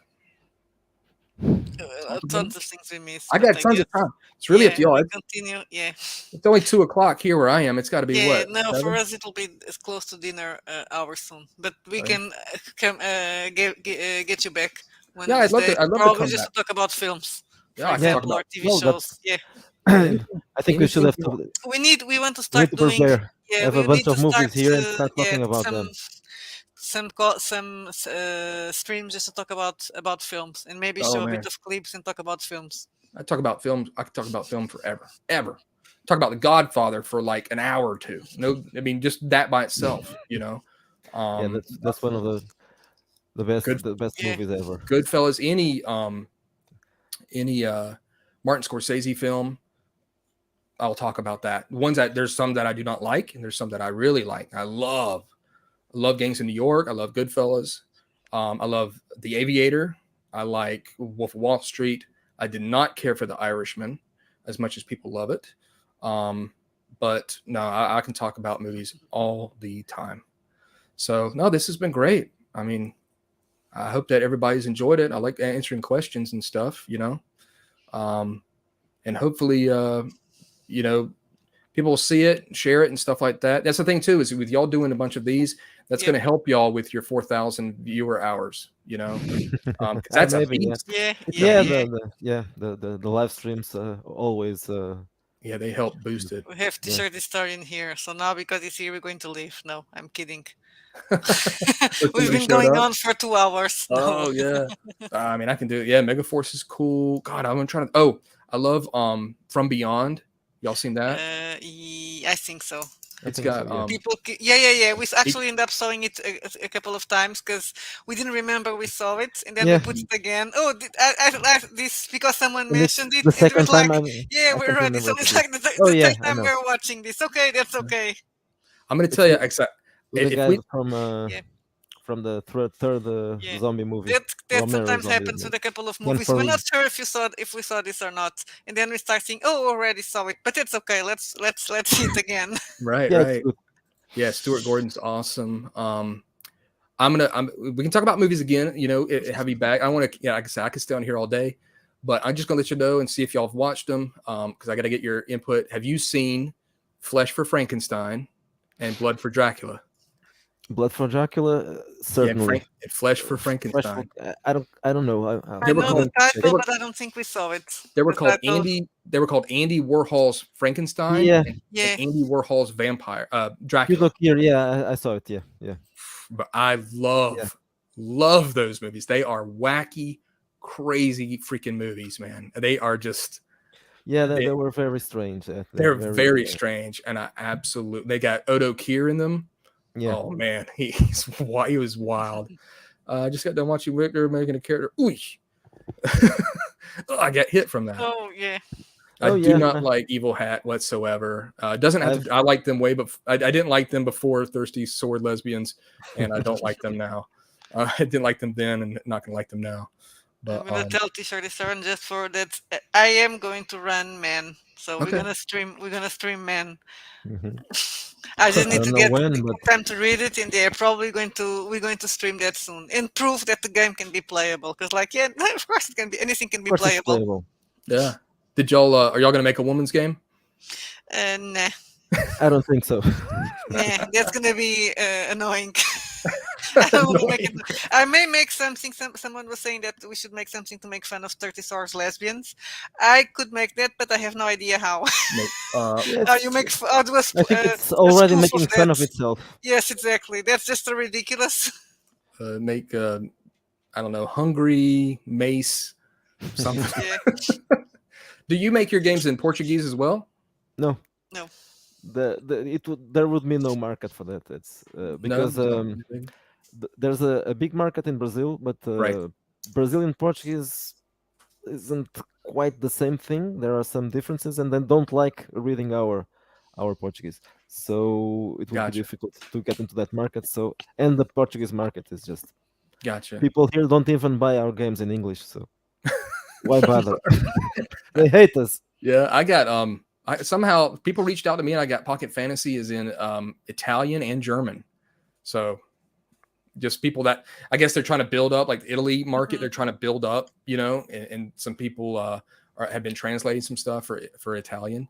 But no, yeah, it's Yeah, there's a lot of things in Italian. I think yeah, that in some games were never translated. There's yeah, one that I think I would like to have it in English, but I can't Yeah. remember the name of it. It's a post World War II game, and there's some horror elements in it, but just in Italian. I bought it just out of curiosity, but I can't read it. okay. So role playing games are not really big in Portugal. Nothing is No, big in Portugal. yeah, it's a 10 million people country, so it's very small. But that's not just the thing. It here. Lots of woke people in the Portuguese community, and they don't really like us. So They basically, yeah, but people here they basically play 5e or at least the groups yeah, in narrative games. yeah, story games like Powered by Yeah, the Apocalypse and that stuff. So Yeah, that's not our thing. I've done a couple of videos. My last two have been about Yeah, Powered by the you Apocalypse. did, you did Cult. Yeah, I Yeah, know. Colt's a wild game, honestly. I But I love Cult, but the first edition, not this one. Okay, yeah, it's interesting. It's different for me, but and it doesn't have to do so much about the mature themes of it. I really like the way it's kind of like the Matrix with Hellraiser type. I don't know. It's like Matrix, Dark City. That's what I said in my video. It's pretty cool. I just don't know so much. You have to have a good group, I think, for that system. Play. I'll be honest. I've said this before a way back about one of my videos. We need help from players a lot. Players just do not. A lot of them do not. They just want quick entertainment. They've got their phone. They can get a game going. They can get quick entertainment. They just don't want. They don't. They've got too much stuff in their life and too much quick entertainment to sit down with the book and actually read it. I've had 3 books out on the table, and people are asking me questions about the rules, and I'm like, "You've got the book right in front of you." But we need help from players to be more involved in the rules, in the game, in everything. And I think for a system like Apocalypse, you need to have everybody in sync helping you out. Or I'm pretty much going to be playing your character and be like, well, you could try to do this, or you could try to do that, Mhm. roll that. And Yeah, they, when we played, I felt well because I think it was just me playing and Miguel running, and I was like, I don't know what to do now. None of these moves that I have works for. So we're right. just like, okay, I have nothing to do. Yeah, it's kind of like you're kind of pigeonholed Yeah, into yeah. these moves, and you've got to really be able to work those moves and know how it works. But I'm impressed by Cult as a story, as the book that they put out. Somebody said that it is very popular, as a comment on my thing, because I didn't know how popular it was. I didn't know if there was really a big effort for these type of games, and it probably has to do with me just being around the type of games that I enjoy. So of course I'm looking at those more. But if it's doing well, that's great. I do like the story. It's another one of those things where it needs a lot of visualization for it. A lot of these games like Wraith the Oblivion, it needs a lot of visualization for you to understand exactly what they're talking about. But it's not exact, might not be exactly my bag, and I say that in the video, but it may be somebody else's, and that's where I kind of give an overview. When we were talking about that from before. So it's out there, it's available. If you want to check it out, check it out. What did we talk about? Joe, think I'm having. Yeah. Joe is talking about the Red Ministries, that is a supplement for vampires that is writing for Wretch the Darkness. But I was telling him, yeah, but you need to write it first. Oh, gotcha. Oh yeah, I'd like to take a look. I'll take, like I said, that's the thing. I'll take a look at just about anything. And like with you, Miguel, like I can't help but see if I can't help it anyway. If I see any type of little thing, because I would want somebody to look at mine and be like, hey, maybe this would work better or whatever. And that just has to do with a little bit of the proofreading of me, of how I do. When I start looking at something, I start noticing some things here and there, and I start kind of being like, well, let's see if I can get better. I wish I'd kind of done more with that now that I kind of gravitate more towards the proofreading, editing side, which I don't think, it's difficult. I've been, like I said, my 4 pages of Pocket Fantasy, I looked at that for years and still found mistakes. And it's just 4 pages. It drove me crazy. I was like, how the hell did I miss that? This is nuts. I think it's impossible to just It really Well, is. you don't want a role playing book without an error or a typo. That would Right, not be a right. role playing game. Definitely. I look at this with the same. I can't do anything else but to get the same approach I had when I was a journalist. It's out there. I don't care. Yeah, Was I there a got you. mistake? Tomorrow, it won't mind. I Yeah, won't yeah, mind about it. exactly. So I just give up Exactly. on it. Even though in this case, obviously, if someone says, okay, there's a mistake here, okay, I will go there and I will correct it. But I'm Right. not going to obsess about it. I will wait for someone else to tell me Right. that there was a problem. And okay, so I will go there and correct it, Right. It'll drive you but not crazy. myself. Yeah, Yeah, and these other companies have people they've hired that are professionals that's all their job is, and you're trying to do the job of everybody else. You're trying to do every job. yeah, Yeah, it's and very difficult. hard to Yeah. proofread yourself. And I do a bit, but I am a bit dyslexic, so I'm the worst proofreader in the world. Yeah, And a I lot need of to be careful when I write something that, well, they don't have too many typos, because Miguel may ignore them, and then like it's the wrong word. gotcha. No, I'm with you. I'm with you. It's tough. It's tough to keep up a hold of that, but well, this has been great. I've had a Okay, so I blast. think we're gonna stop it now Okay. because Yeah. I drank too much water and I I need to go empty. Yeah. Well, I'm But glad thank you everybody. for joining. And yeah, it's I think of course No, we are not Saturdays is going a to good day hire for inclusion streaming. officers. No, we don't want exclusion offers. Well, we Yeah, some time ago we offered to be sensitive. insensitivity readers, Yeah. but nobody hired us. No, But we are that's available. true. Oh, y'all are fun. Yeah. Well, I mean, it's always good. I mean, there's like I said, in anything, they're always going to have it's a counterculture. You know what I mean? But they've created such a huge culture that anybody that says anything different is now a counterculture, and that used to be the cool, hip, popular thing, but now Yeah, no, they're everybody's Nazis. so yeah, everybody's the fish running the same way upstream, and you're like, no, no, no, downstream. Like this is easier, you know. So I completely understand, but like I said, there'll always be a market for what you guys are making, and it may not be specifically for me. It may not be for somebody else, but there should still be the avenues to tell people that this stuff is available. And it's like that with all aspects of any type of art, like we talked about in the very Yeah, beginning. That's what I'll say at the end. There should always be avenues and for that's this true. stuff. There's no doubt that there were people interested. The problem now that we're deplatformed from the place that's the monopoly and where most people go. So now we have a challenge, a larger challenge, a bigger To challenge reach, yeah, to reach the audience that those we few lost. people that may be interested, and of course are Yeah, scattered around. Right. and we've tried to get in touch, and I've already got some communication with people that, but some of them didn't even know that we were selling also on Big Geek Emporium and Hmm. Lulu. So it's difficult. If in this case, it's even worse. Yeah, it's definitely going to be an uphill battle for y'all. I appreciate that, Edge Lord. That's cool, man. Um, yeah, it's going to be an uphill battle. I mean, just how it is, you know. And I was surprised. I mean, obviously, much like Pundit said, you know, and you know how Pundit is. Pundit is a straight shooter, and he, the whole poking the bear thing that I think he talked about. But it was surprising. I did say I thought it was surprising because I didn't know exactly what had happened, Yeah, around it. because that was the But thing we never had. Well, if we were expected to be completely kicked off of drive-through because of that, we probably wouldn't have done things the way we did. And Yeah, they have this clause about the warning, and we never got any warning. gotcha. Yeah, I looked That into was a all bit. of it. It was like what the hell. Yeah, I was I I was would have looking at published the game anyway, but if well, I would just shut up and let right, them take the game away. And okay, right. I get probably if you didn't say something after that, it might have, but it would happen anyway. yeah, Sooner Yeah, or one of the later. days they would get Yeah, annoyed and kick us out. yeah. it's just a matter of time. I hate that happened. But hopefully, you'll find the audience and they'll go to where you need to go. Like I said, I switched over all my links, to the Big Geek Emporium. And I just kind of did yours so that they can find all your products.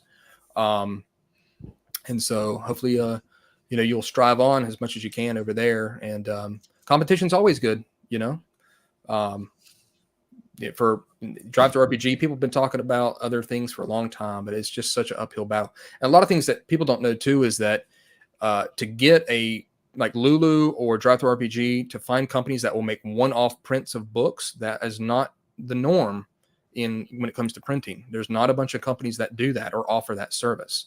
A lot of book stuff is printed by the hundreds and thousands. So that's why you just can't be like, hey, can somebody else make a Drive Thru RPG? It's like, well, they're using Lightning Source, and Lightning Source makes one-off books, and I guess you could try to use them or whatever. But I wouldn't be surprised if they have some sort of deal with Drive Thru RPG. Um, yeah, Wretched Heroes, y'all making that? Yeah, wretched Yeah, vigilantes. It would it be will kind of be. like The Boys. Yeah, probably Do y'all something watch like that? that. We started watching, and probably I watch it again when I start working on that game to Mm-hmm. get some inspiration. But we didn't watch well, You wanted maybe to have probably more one a or vigilante, couple so of like a episodes. Watchman vibe also at the same time, but Yeah, probably to make it more mixed with the boys and the idea that that maybe some of the superheroes are actually assholes. Right. No, I all like The of them. Boys. I Yeah, like The Boys. I like was it called Invincible? And I like The Boys. the thing about the boys for me is that I'm so tired of superhero stuff. It's nice to Yeah. see new Yeah, superheroes yeah, that yeah, have yeah. powers, but it also is another show where again I can see the balancing act of this eternal fight between the left and the right. The show shows both aspects of the negatives of both and kind of points fingers at them in its certain way. At certain scenes may lean more heavily on one or the other, but I think it definitely rides a line. I love Homelander. I don't think the show would be anything that it is without the actor who plays Homelander. I think You need a good villain to have anything. That is the thing. You need a great yeah, villain. he's incredible. I saw him on that show he was on Showtime before. Can't remember the name of it. He was great on that. He makes, in my opinion, he makes. It's not so much the Butcher character. It's all about Homelander. That actor just brings it. I love every moment he's on the screen. Um, and it does shock. It is a shocking show, and you never know exactly what it's going to do. And I know that pushes some people off from it, but I think it's awesome. So I'm definitely looking forward to the next season of that. So, all right, Okay, let's close this Okay. because okay, if not, I'm gonna pee myself. all right. Yeah, Let's don't do end that. with this nice wretched note. Yeah. Well, Thank you, Brandon. I very much appreciate y'all having me on, and anytime that y'all want to have me back on, we can talk about movies, Yeah, TV that's shows. something we'll talk about. We'll have to see our schedules. It's probably well, the weekend is a good time, Yeah, it's a and good time for Yeah. me. I got a more new people job watching. now, and I go to bed a little bit later now. I mean earlier now, so and I get up earlier. So the weekends like this on a Saturday is great for me. So anytime y'all want to have me on, if I'm available, I don't have much more to do because I take it easy on the weekends. So I love talking about this stuff, and yeah, it was a blast, and I'm glad everybody showed up here in the comments. I appreciate everybody with questions and input. Always like seeing people, with their input. So Yeah. it's great. Okay, All right. Thank you. well, Thank you all for thank you for joining us coming. today.